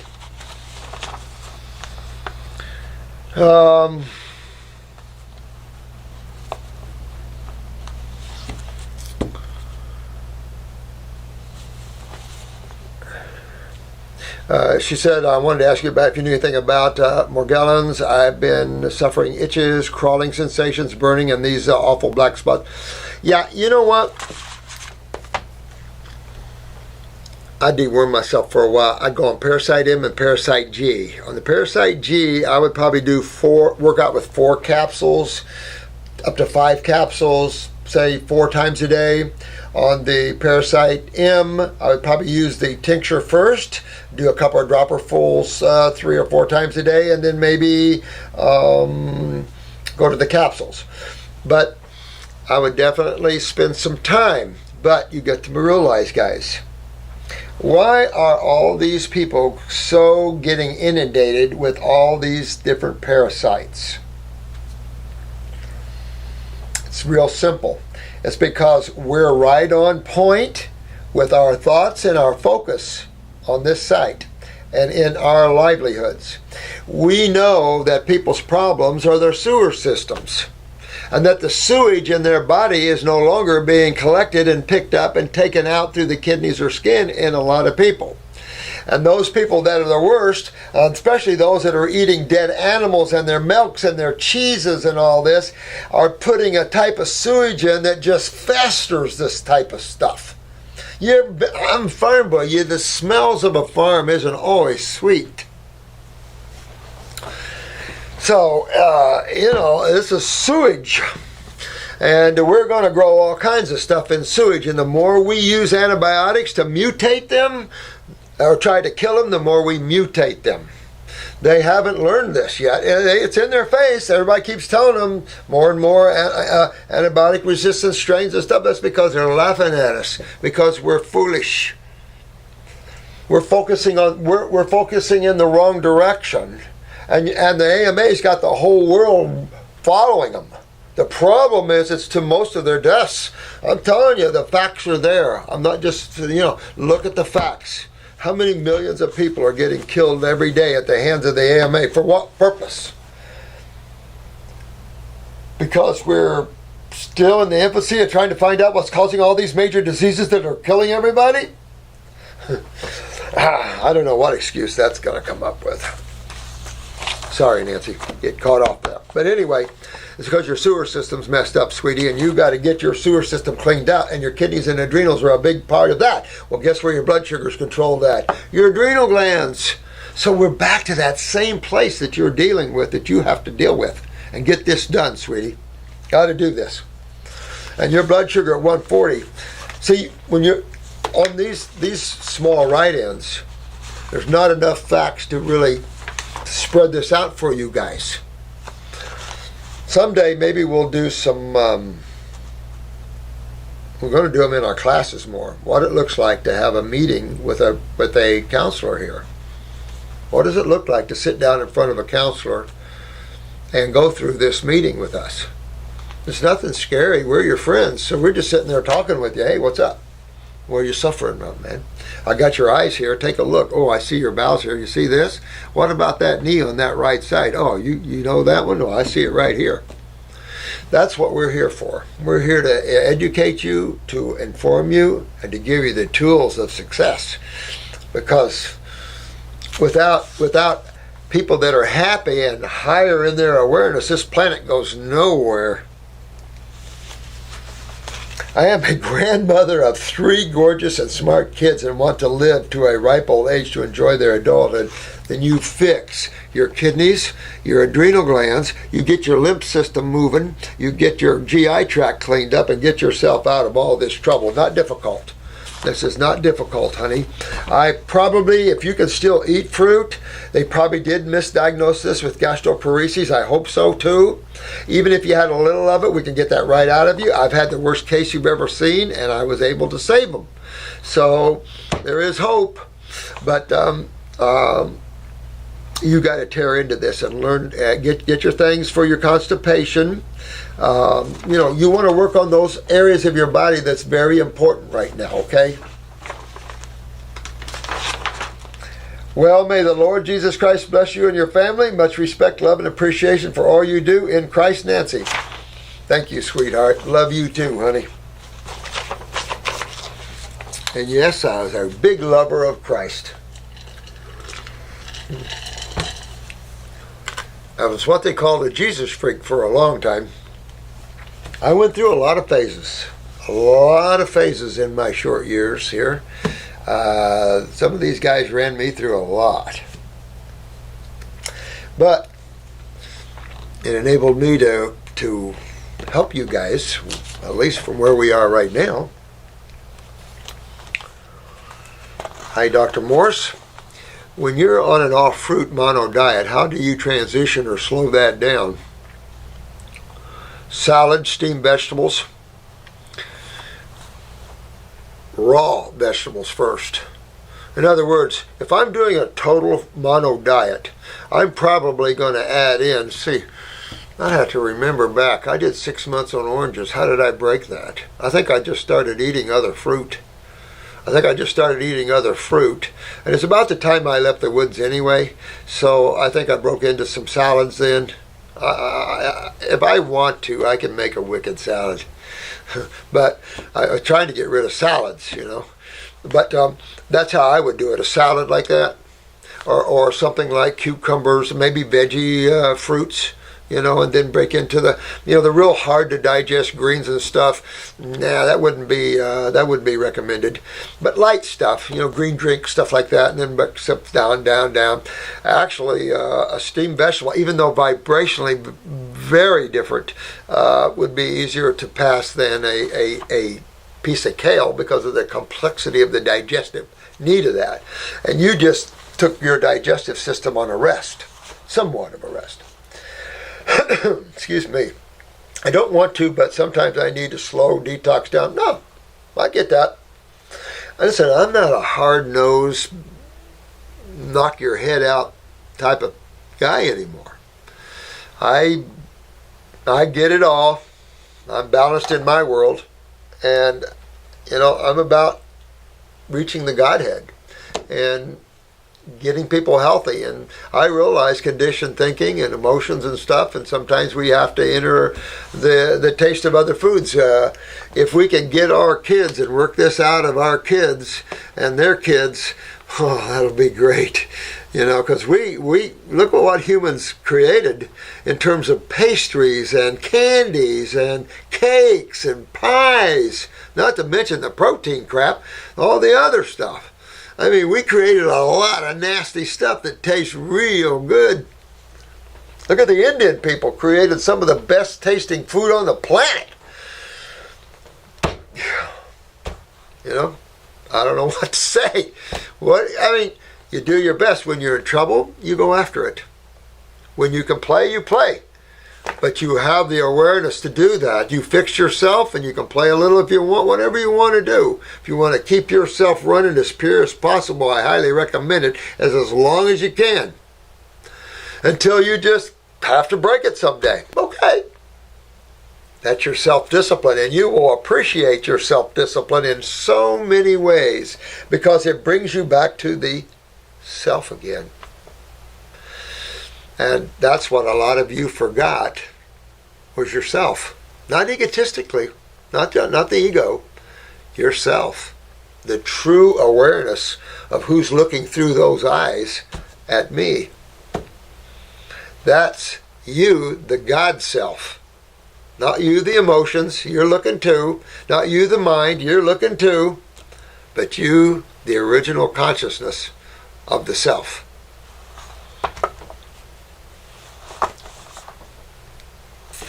Also on these all fruit stretches, I've been noticing my bowel eliminations are black in color still, huh? Well, that shows you had a lot of plaque on the wall probably. Amyloid or mucoid, I guess you could throw any name out there. Does that mean I'm hitting the deep areas of the colon? Mm-hmm. Yeah, because you're not going to have a black stool unless you've got blood in it. What's coming out next? The big boys. Well, it could be. I mean, you never know. I remember, and I had no herbs, just did this on fruit. But I got a piece of stool out. This goes back in the late 60s, early 70s from this. Had mold all over it. So it'd been somewhere in my colon, probably for years. Who knows? That's what I'm saying. Our colons are so twisted, prolapsed, ballooned, pocketed, spastic, that, they're bad.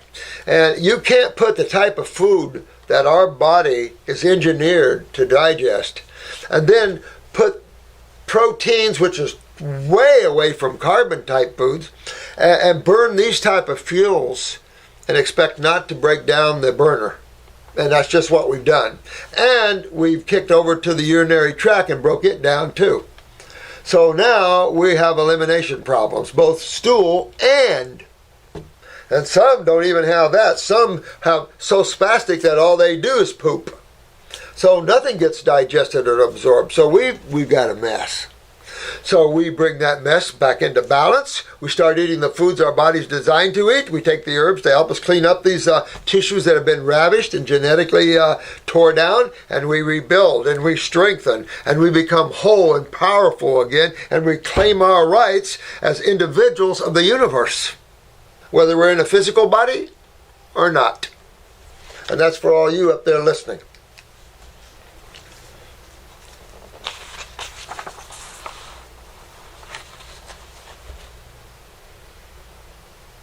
Alexander, is this you? What is vibration? Well, let's say your mama walked up to you and gave you a big smack in the face. That's vibration. Vibration to me is the movement of spirit.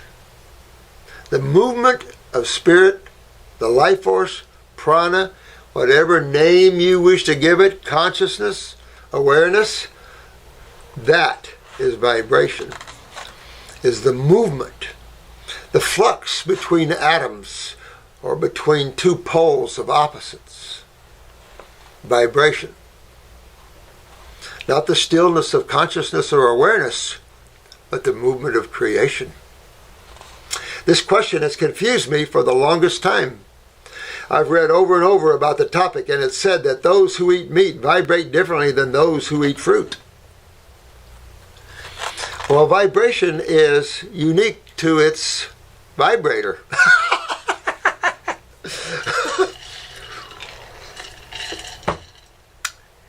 Some things vibrate at higher frequencies and some at low frequencies, my friend. And fruit just happens to be the highest because these have been tested. And fruit rates at the highest frequency, meaning that its chemistry is so unique that in its wholeness, it holds a high level of energy. Meat is so mundane and so phosphorus, nitrogen, protein, that its frequency isn't as near as bright.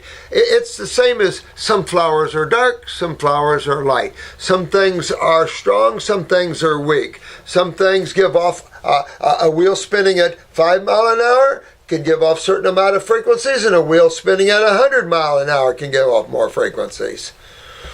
If I take a wheel here and spin it at 10 miles an hour, and I take another wheel here and I spin it at 100 miles an hour, and I put these together, that's the law of homeostasis. They will start spinning together at the same speed. Frequencies, the movements of things. And everything is frequency driven because in creation everything is duality. And in duality it takes opposites. It takes two poles, magnetic poles, whether they're poles of thought, poles of emotion, or poles of chemistry. And life reverbs between these two poles. Different things have different frequencies depending upon its chemical structure in the physical world, its mental structure in all the worlds, and its emotional structure in the astral and physical world as well. So meat has a certain frequency. Vegetables have certain frequencies. That's what we teach all the time. And we teach these high frequencies of fruits because what frequency do you frequency at? You know, when you enter yourself, your beingness, into different frequencies, you merge with them, the law of homeostasis. So if you have an individual here that has an unhappy life and they're giving off low angstroms of energy, they're depressed, they don't eat fruit, they eat low energy foods, and you come and you marry someone like that, it doesn't take long to bring you down, and you can bring them up a little. The law of homeostasis. The law of frequency and energy. You know, energy moves. To move energy is frequencies. And there's all levels of frequencies and all levels. Everything is individual. So it all starts out with what? Dang. Thought. Thought is the main divider of consciousness. Thought is what manifests the unmanifested. So I don't know what else you can say about it. Pretty easy to understand, I think. And it is said that those who are high spiritual masters vibrate higher than those of average. Alexander? By far. By far. I could take you to a couple of spiritual beings that you're lucky to stay in your body to be near them. The energy bills and bills and bills, especially if you channel it. You know, you only limit energy by your level or state of consciousness. The level that you have restricted with your mind and emotions. Consciousness is unlimited. Consciousness has no limits to it.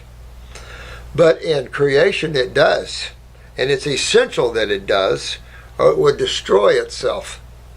So it has to taper that frequency, that high frequency down. When you start removing obstructions, see, obstructions reduce frequencies even more. Ask an electrician. You know, look at the movement of currents. And the size of wires and what that does to the flow of currents and stuff. Look at the difference in voltages and amps and stuff like this. Learning about frequencies. So that's all I can tell you about that. That spiritual beings have a much higher frequency. Why? Because they're aligning themselves with the frequencier, the creator of all things, the one that has the power. When you align yourself with no power and the mind or mind chasers and those that are highly depleted, that's what you get, no energy. But when you align yourself with those that have connected with spirit and the life force, that's what you get. And sometimes this energy is so strong you have to step it down a little bit. Those are frequencies. You have to step it down. Energy always manifests in frequencies of color, sound. Each sound is a different frequency. Each color is a different frequency.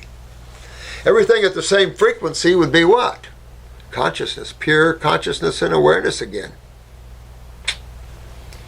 It's essential to have individual frequencies. And it is vibrated at a much higher frequency. I used to be by the Ekmasters quite a bit, the living Ekmasters. And my blood would boil. One master in particular, he could almost get my blood to boil. There was a time I could get people to have out-of-body experiences just by being near them, but I tried to cool that way down because it gets you nowhere. But boy, this spiritual guide of mine that time, oh my God, I could just feel my blood starting to boil. I just had to get away. This guy was a powerful being. Powerful beings. I love them. I love them. Sorry. Over and over again, vibration comes up. How can I explain it to myself and to others? And the words of Yodo, be, my friend, the vibration. Be the vibration. Just that. Explain it just like I have to you. What's your experience with urine therapy? Oh, hey, Dr. Morse, thanks for always being so kind as to answering our questions. Love you, man. Always fun stuff. Now, what's your experience with urine therapy? Thank you, and never will be. And hope you not either. We have to lift our consciousness up out of the anals of this world, out of the anal glands of this world. That's bull crap. Wouldn't that be the ultimate vaporization of dangerous, life-threatening diseases? Stop eating and drinking urine. It's insanity to me. Insanity. I mean, I didn't realize humans actually had gotten so low. Well, stool implantation is the next lowest thing. Isn't it great to lift your head up into to the sky and to the beauty of the infinite and to the light of all the colors and beauty of love and joy and happiness, as opposed to drinking urine, eating stool, and all the other crap? You young guys don't listen to any of this stuff. This is all bad, nasty stuff that's out there. You eat your fruits, your berries, your melons, and you get taking your herbs and enjoy your life and be happy, and don't fall into some of this stupidity this just comes from souls that are trapped with no way out, trying to find an answer to the questions. Well, we have the answers. No longer do we need urine therapy and stool implantation and diatomaceous earth and drink your sulfurs and I need a drink.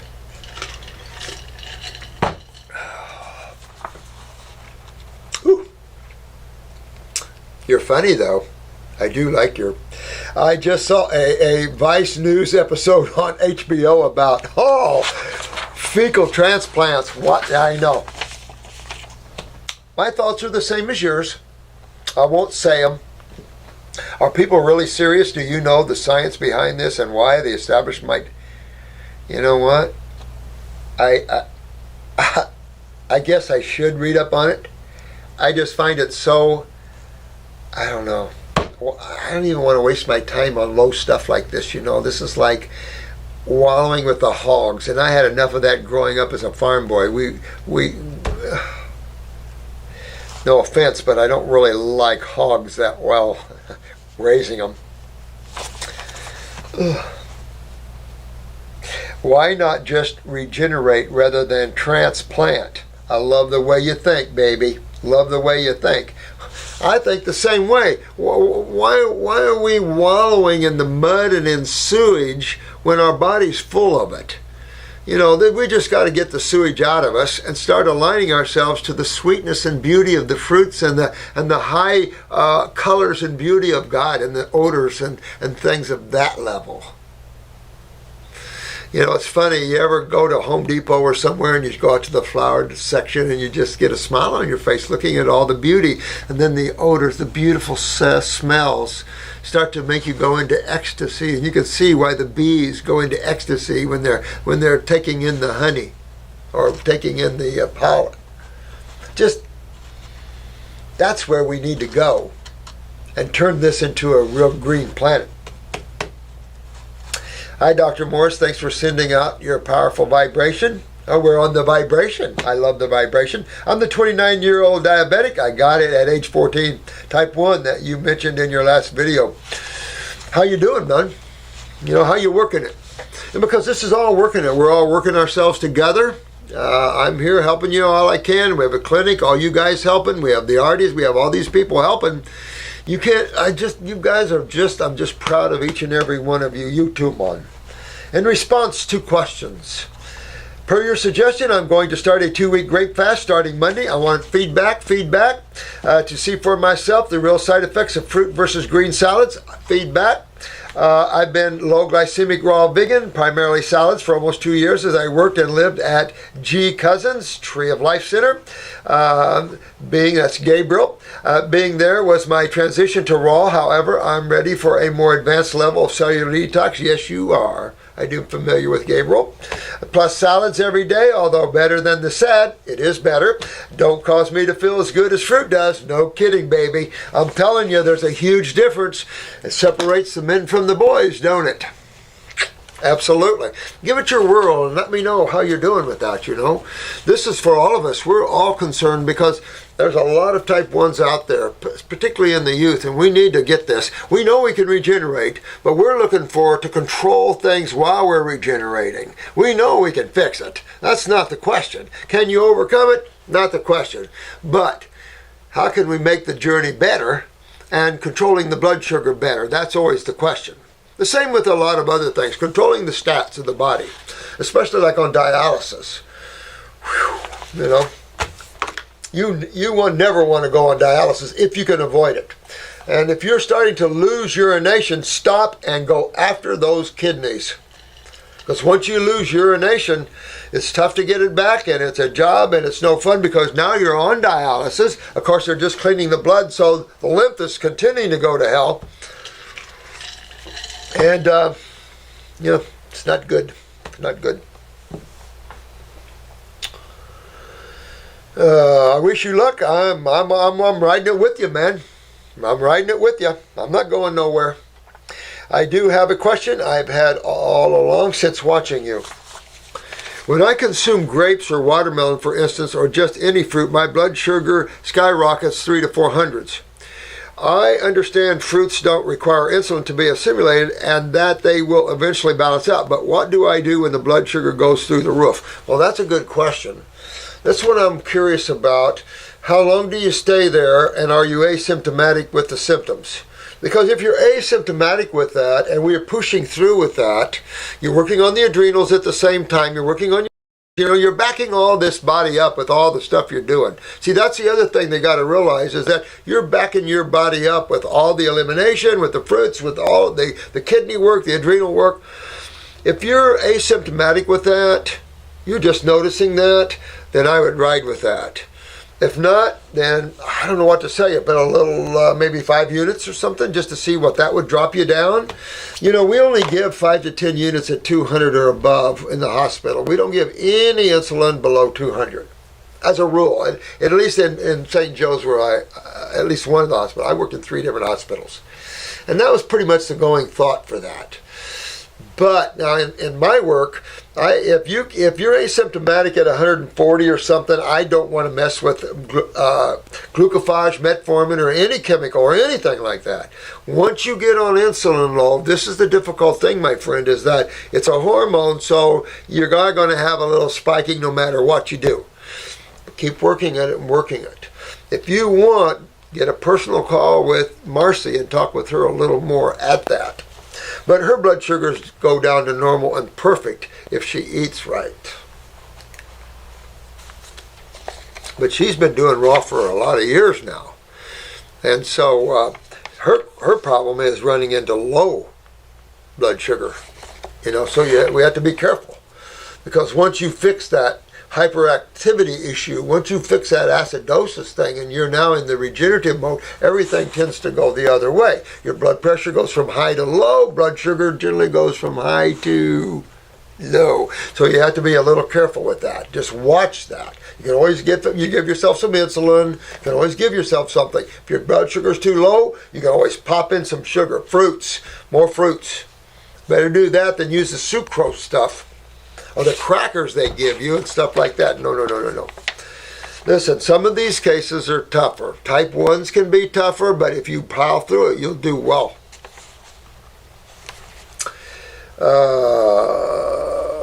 Just give myself insulin to self-contact as I normally do. Yeah, but watch the units because you'd be surprised the blowback on that.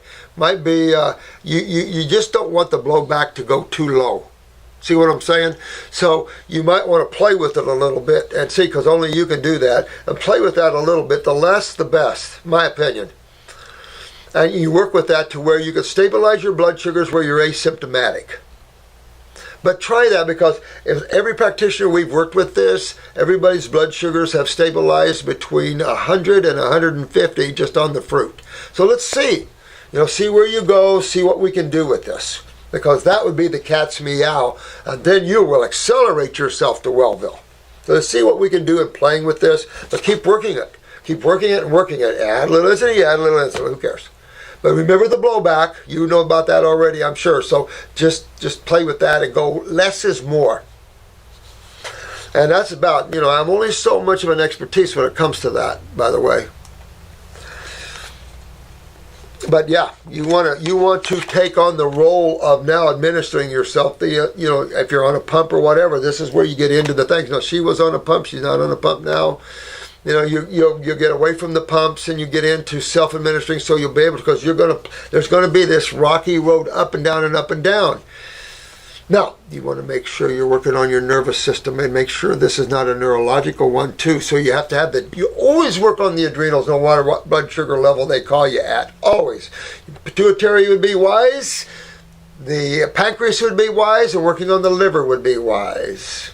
There's a lot of connecting links to these things, but one of the most connecting links to everything is lymphatic.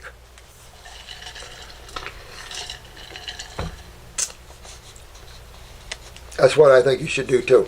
That's what we do here. That's what we recommend everybody to do, because we can't control that. Only you can. And we at this juncture, you want to be the one. You don't want your medical doctor to be the one. You want to be the one. I would say the medical doctor, if they just were harmonious with you and what you're doing to yourself, your process of regeneration, if they understood that and worked with you with that, yes. But they're very dangerous. I had a lady in here one day, and she was a black woman. She was a diabetic. I think she was type 2 though. But she was a poor woman, and they had her going to the county health system. And the medical doctor that oversees that system put her on, I'm thinking, don't quote me, so I'll just throw it out there. I think he put her on 30 units of human. Anyway, I think she was on 30, and maybe she was on at 10 in the morning and 30 in the evening. I can't remember.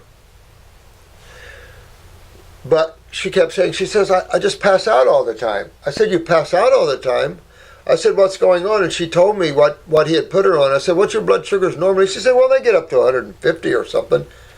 I said, he put you on 30 units of insulin at night, and you...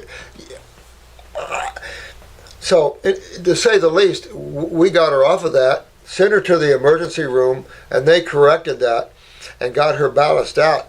But he almost killed her. He almost put her in a coma. And she'd been doing this, going through this for weeks, passing out all the time on. And it's like, what? So it's better not to be a leaf blowing in the wind. It's better to be a participant in your wellness, even if you use the medical doctors. Be a participant in your own wellness. Do not trust anyone. Challenge me, please. Challenge us so you learn the truth. Don't sit there and don't open up to the truth, but definitely want to challenge and be open for the truth. Okay, let me see here. If one eats 100% fruit, if we can get past that hump of stabilization, that's what we have done in the past. Let's see if you can do it too. That's all I hope we can. Because I'd like to be able to see this to be a universal thing that we do and get this down to where we know how long it's going to take you to about transfer. See, we need a lot more cases so we can get some general issues about this, so we can correlate, because that's the mind again, and give some people some ideas about how long this, how long that. I've never been a mind person, so you don't see that a lot with me.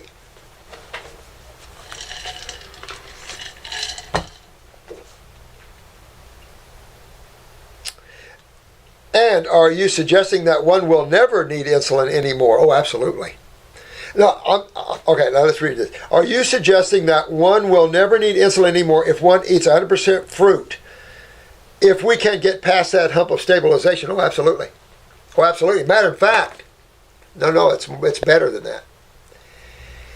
I want you to be able to go out and eat a big piece of chocolate cake and only see no more than a 20-point jump on your blood sugar. That's what I want to see. I remember one lady, she was a type, I think she was type 2. But she said, how will I know? I said, I want a piece of cake. So I worked her for a few months, and then her blood sugars were fine. So I brought her a piece of cake. I went to the grocery store and had an appointment with her. She was an invalid. I went to her house and brought her a piece of cake. I said, I want you to eat this. I'm going to check your blood sugar. Excellent. So all I can say is that you want to be able to eat anything and your body deal with this. But not eat anything all the time. But you want to be able to cheat on a piece of cake or a piece of candy or something once in a blue moon and your blood sugars be perfect. You want to eat a salad and not have blood sugar problems. If you want a piece of dead fish or something, you don't want to have blood sugar problems. And it'll raise your blood sugar like crazy, a piece of fish. So you really want to be able to eat and have normal stats. But you have to be healthy like that. These foods are only meant to have a treat once in a while. So it's not just about eating fruit and stabilizing your blood sugar. That's just how we're fixing you. You want to be able to eat anything and stabilize your blood sugar. You want done. You want fixed. You want healthy tissue. Period. So whatever we go after, we go after. But those connecting links to type 1s are obviously the pancreas, the islets of Langerhans, the beta cells. The liver gallbladder has been highly recommended as having, of course, work with that. Who knows how? The pituitary, definitely. Of course, the autonomic nervous system, which is controlled by the adrenals and the central nervous system. So you see why we're going at this at different angles. Of course, the lymphatic system is a big baby involved with this. So you can see why we're going after the body as a unit, as a whole, and making it healthy and well. Removing inflammation, which can hyperstimulate beta cells or underfunction beta cells. So you got to clean the lymph system in the islets, in the pancreas. Well, that means your bowels are backed up and your liver's backed up. When the pancreatic interstitial areas are stagnant from lymph, so is your hepatic, your liver, and your bowel walls and everywhere. See what I'm saying? So you're going after the body as a unit, as a whole. If we can use tools to stabilize, like fruit with type 1s, where we don't get a big bump, we will. If we don't, then we'll use dosages that you're working as you bring your sugars down. But you want to be 100% raw with type 1, and I would be fruits, berries, and melons, and that first. And if you keep racing with that, then add your salads. But I would prefer, if you want to fix this, to stay on your fruits, berries, and melons, and maybe some green drinks. Go after your pituitary, go after your pancreas, go after your gut, go after your kidneys and adrenals, go after your nervous systems, and all that. We've never failed to bring a type 1 out of it. Matter of fact, maybe the next one I'll get Marcy over here and we'll talk about type 1s, because she's got a whole bunch of type 1s now corrected. See, I'm kind of out of that loop because they're so busy. I can't keep up. I'm keeping up with some of the advanced cases that they've got because Attila's inundated with advanced cases. Bad. Not good ones. Not good ones. Scary ones.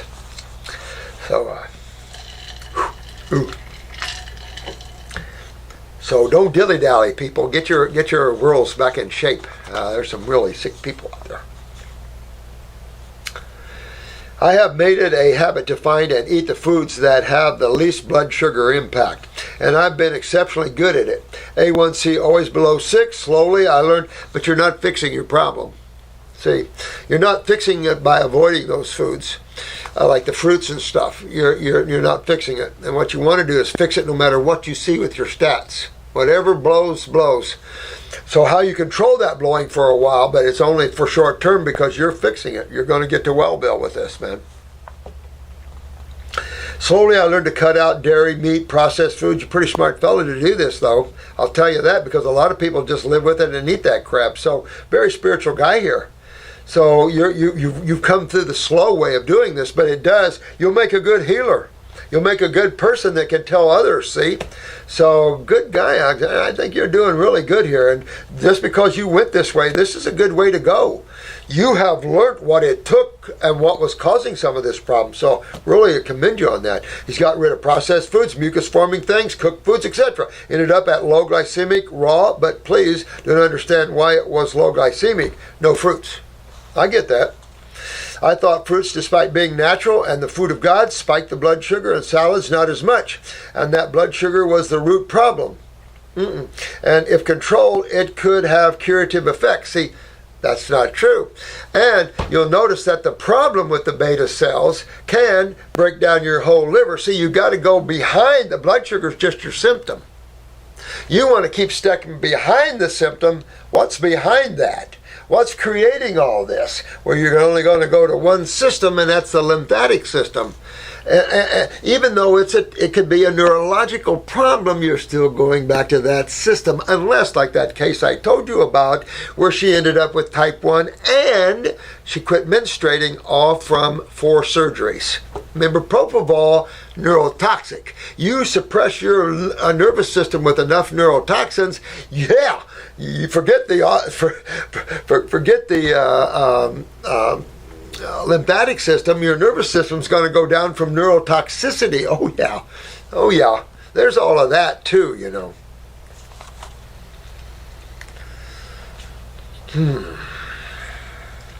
But you're right in your thinking, man.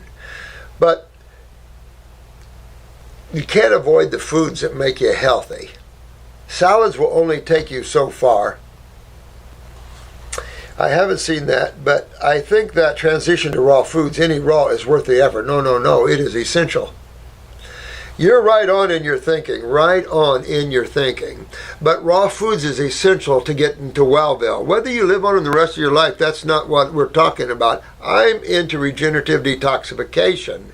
So that's what I'm talking about. If you want to live your life all on raw, that would be incredible. But I'm talking about how you get your body to Wellville. What you choose to do after that is your journey. But this is the road to Wellville. Let me get you there. But you want to be 100% raw and bow out that. Even if you have to go to green drinks, get rid of the fiber. You know, that's more starch. So get rid of that fiber. Right? That's more sugar. So get rid of that fiber. Get to the green drinks. You see what I'm saying? We're getting rid of all those areas where you have a blood sugar spike possibility. Does blood sugar control really matter, or is it just another form of treatment? It can be another form of treatment. There's plenty of people that run with 150 to 200 and they're asymptomatic as all get out. But it is true that when you go in health, you get your body healthy and all that, your blood sugar goes down around in the 70s and 80s. As a rule. Just what you see. But you can run, if your body's used to running high blood sugars, as you're working yourself well back to Wellville, you can run those higher blood sugars. I'll put it this way. The danger of taking glucophage, metformin, or even the synthetic insulins is high. Particularly the synthetic insulins, because they set up glandular suppression and glandular shutdown, and that's difficult. It affects both the adrenals and the islets. So, you know, you just do the best you can. You work it. You use herbs when you can. Now, I have a healthy glucose formula, man, and that controls, it controls a lot of blood sugar. I even got the horny goatweed in it, I think. But anyway, it controls a lot of blood sugar, and so you have to be careful with that one. When Marcy first took it, her blood sugar hit 36. Thought she was done. But believe this or not, she was conscious and awake and well. And it was we tested it twice. So you can use that to help control. Use herbs and things to help control instead of chemicals. And whenever you can use the herbs to help control that while you're using the fruit to make these tissues healthy, to clean and restore. Don't forget what you're doing behind it. Don't get confused with the diagnosis and the treatment and with what you're doing to fix it and cure it. You're not trying to treat type 1. You're curing a beta cell problem, whether it's a neurological weakness to those beta cells or whether it's a lymphatic suppression to those beta cells. Either one, you're going after that and you're fixing that. You have to play with the stats a little bit maybe, but you're going after the real causative problem of that. Always remember that. Never want to lose sight of what you're doing to fix and rebuild the pancreas and other tissue that might be symbiotically related to that. See, when you don't know all the answers, like the medical doctors, you just make healthy that which is. And then you don't have to worry about not knowing or knowing. And detoxification is the cure, always. Always, because put a word in front of it, my friend, regenerative detoxification. Because it is the doorway of cleaning and hydrating and moving fluids, creating a fluidity again within the lymphatic system, cleaning the blood, and enhancing, enlivening, and invigorating the cells, and changing the consciousness of them. I'm starting to see it through another perspective, but should I still use the insulin when eating fruit? If you need it, use it. Because this is your life. And you never want, especially if you're symptomatic. Symptomatic means that you're feeling it. Yeah, you want to take something. Asymptomatic means you're not feeling anything. Okay, then don't take anything if you're not feeling anything and let it work to get you well. Knowing how it's working to get you well. How is fruits getting you well? That's the question you have to ask. The fruits are giving you the fuel that give you life. To give your cells life, not you. Forgive me with that. Consciousness doesn't need anything to give it life. Your awareness is life. But the cells need a little fuel, and that's carbon, that's sugar. That's why it's so devastating if you can't get fuel to a cell. That's why fruits are so vital in blood sugar problems, type 1. Type 2 is a big problem for everybody because it's sugar metabolism. All things are up for grabs with that. Who are the great fruitarian thinkers? I'm looking to build on an arsenal of books. Good question. I only have a few. I had a hard time finding them too. I can't remember. Is Carrington a fruitarian book? I got a couple on in our bookstore over there. You might call the club and ask them what fruitarian books they have. And Megan would be the one. You could email Megan and ask her to order you some fruitarian books or give you a list of some fruitarian books. I'll tell you where you'll find the most of them because you'll find too many on the market. Health research. Google health research books. Love those guys for years. Love those guys. They can get you any fruitarian book that was ever written.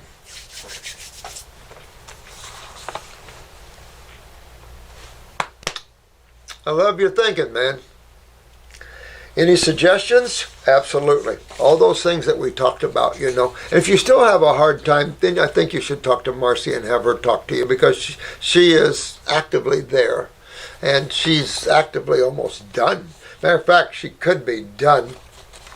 Right now I have Herbert Shelton, A. Errett, P. Bragg, E. Dewey, U, and C. Vassy. There's Carrington, Harold Carrington, I think what is his name? I gotta look up some fruitarian books. Then I have to Google.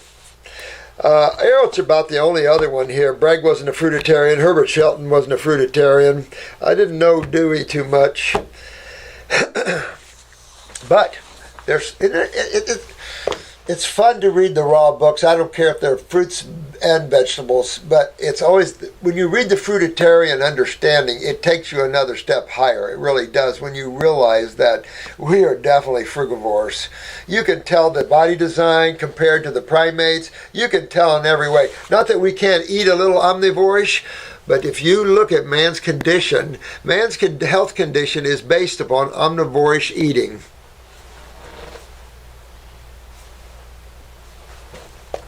And you know we're not salad eaters. We don't digest veggies real well, greens in particular. But take a look at who's the vegetarian species. Horses, cows, elephants, they don't look like us.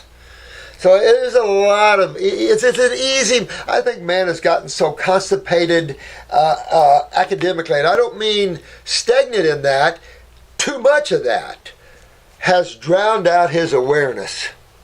You know, when you overthink, you don't have awareness anymore. You're mind thought chasers, and pretty soon you're drained of your vitality from thoughts. When you're in the now, you never are drained because it is the power of God in every fractional second. Good stuff. If you can hold on to it. But you can't.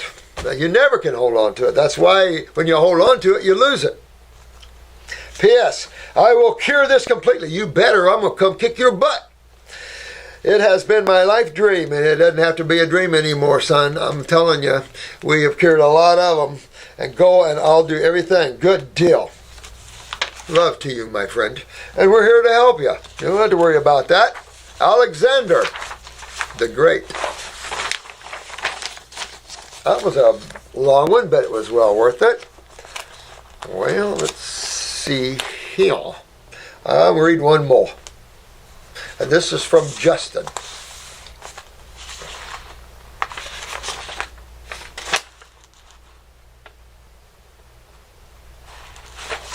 I'll read two more. Hey, Justin. I love you too. Always. Thanks. You know, loving each other is so much better than disliking each other, isn't it? It's so much better. Becoming one again and having friends and everybody on the same level is fun. You know, and if you're not, it doesn't matter. You know, it doesn't matter what level souls get stuck on this plane. You can always reach a helping hand. The more you know consciousness, the more you see where people get stuck, and you can just open an open hand and say, hey, you're overthinking. Stop thinking so much. Don't care so much anymore. It doesn't matter anymore. You know? Quit playing the game so hard. You know what I mean? Have fun with the game. People take the game way too serious. Can't take creation too serious or it'll swallow you up and destroy you. So you don't want to do that. Thanks, Justin. Love you too, son. Okay. Here is a question. How do you tell a friend that your advanced nutritional education is wrong and that eating raw is the way to go? Very easy. Very delicately. I know it. Actually, I know that. Speak from the heart. Yep. Speak from the heart. But there is being delicate. There is. You know, some people are just crude in the way they address people, and they just come right on, and their ego shrouding right down. I probably was there too, you know, not realizing it, just excited. But there's two ways of doing things. I like to drop little Zen things, and I let that come to me. And little Zen things, you know, it's like, how is nutrition found in dead foods? And then just walk away. How does cooking make chemistry better in foods? Walk away. You know, there's all kinds of little Zen things you can come up with. You know, all kinds of things. And you just come up with little one-liners, you know, that gets that person thinking. Or not thinking and awake. And you're just in the moment type of things. Not to be rude. You never want to be rude. But loving. And you say you know all animals eat their foods raw. Could you tell me what animals cook their food before they eat it?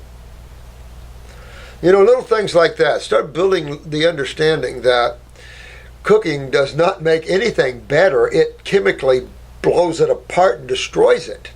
So if that's what you're after, okay. But if that's not what you're after, if you're after the vigor of it, if you're after the taste of a piece of chocolate cake, you better get used to some cooked food. But if you want the invigoration and the sweetness and the nirvanic taste of a great mango, and that's what you do too.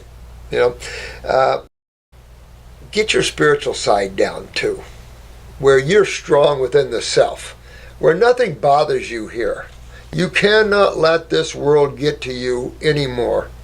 You don't want your emotional world to get to you anymore, even though you've created all of this. And you don't want your thoughts to control you. You want to reverse all those three things. You want to control your thoughts, let your mind do the work and bring it to your consciousness. But if you're not there watching, you'll never get the thought. The other thing, emotionally, fix the adrenals. All emotions are tied to the physical body of the adrenal glands, and that's your anxieties.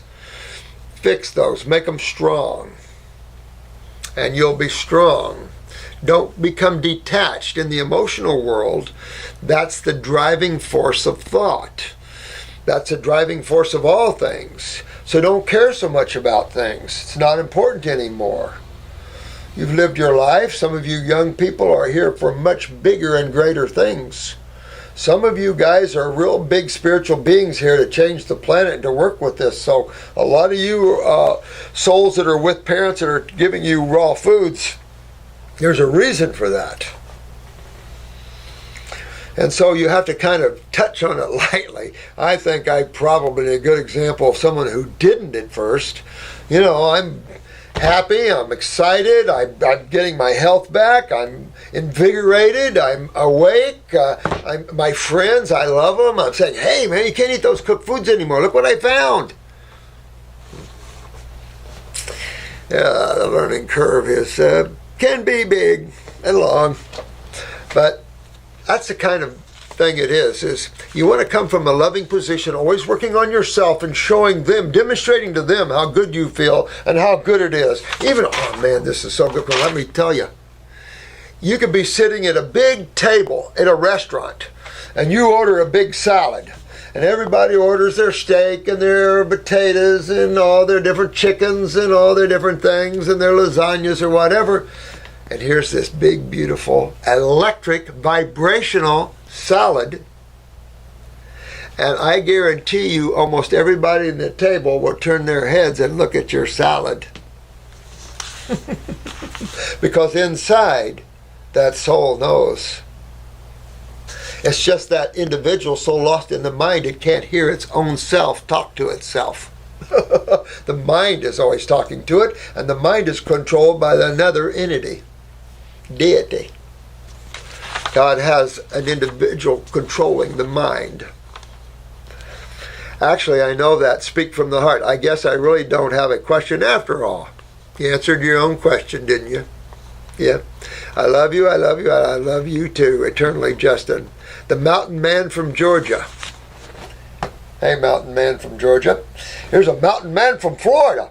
Wait a minute, we don't have mountains. All right, here's a hill man. We got hills. There's a hill man from Florida. I'll just make it a beach man. Here's a beach man from Florida. I love you, man. Thanks. Thanks for giving me the information and guidance so I can reclaim my power in my life. You welcome. You welcome. I do love you, man. Thanks so much. Mountain man from Georgia. I do like the Mountain Man show, though. I don't know. I haven't seen the new one. Last week it didn't look like they played a new one. I don't know. Tom's got his wife going out on the trapping thing. That old lady out on getting furs and trapping. First of all, the whole idea of killing animals and trapping like that, I like the people, but can you ask Dr. Morse how to heal from OCD, anxiety, depression, adrenal, thyroid? Question mark. Thanks. Love, Adam. Adam, that's what all these videos have been about, my dear one. So you must look at these videos, understand your body, and the first time of understanding your body is to get a picture of your eyes and let somebody look at that for you. Have us do an iris analysis, or you do one yourself. I've got some videos up for that. The other thing, let's take a look at these things just one at a time. OCD, okay? Now, you want to get up in the head with circulation, upper circulation, and brain and nerve. And I would have this anyway in your life for, a couple of years. Just upper circuit, brain and nerve, Adam. Even if you just did it for a year, 5 days on, 2 days off. This will start bringing oxygenated blood up in the brain. This will start turning on the neurons. This will really get you going. It'll start opening you up. It'll start correcting and enhancing neurons. But remember, at the same time, you have a sewer system in your body that holds neurotoxins like mercury and aluminum and, excuse me, all these things like that in the body. That's why we talk so much about cleaning the lymphatic system, because it'll pull all these neurotoxins, all these suppressive agents out of your body. It'll release acidosis and bring you into a state of alkalinity, in a state of balance, chemical balance. The other thing is, looking at the iris, you want to take a look at your pituitary, because that's instrumental in all the other glands that you have involved. You asked me about the thyroid, you asked me about the adrenals. Well, you're asking me about the endocrine gland system. The pituitary is the main controller of that system. So you look to see if it's weak genetically. If it is, it will be tied to a transverse bowel weakness, meaning that your colon is probably not in the best of shape. So, you asked me about anxiety. Anxiety comes out of an adrenal gland weakness. Anxiety deals with emotions and neurological things. Kind of like if you can't catch a breath, you know what that feels like in an anxiety? Absolutely. So, you want to make healthy that is weak. These are all weaknesses. So, Adam, you want to make healthy these tissues. The tissues most responsible for your moods is going to be the neurological and the endocrine gland tissues. So you want to go after them, but you must always remember that you have a sewer system that flows through all systems: brain, nerve, bone, heart, lungs. And that system is down in 99% of the people, creating a suppression of all these things. So you want to honk in on your lymphatic system. I would look at the protocol video that I just did to look that up. But with all these things, I would move my body into a high fruit, berry, and a melon experience. Depression is the parathyroid, right? So you want to work on your parathyroid gland and get more calcium utilization in your body. But is your parathyroid down because of your pituitary? Remember our videos, we talk a lot about that. Or is it the parathyroid in and of itself? Now, the parathyroid could have another source of weakness to it. Can you guys guess which that would be? So let's go back to the embryo. And let's go back to the cell. And then when the cell becomes the embryo and you get the head and the trunk,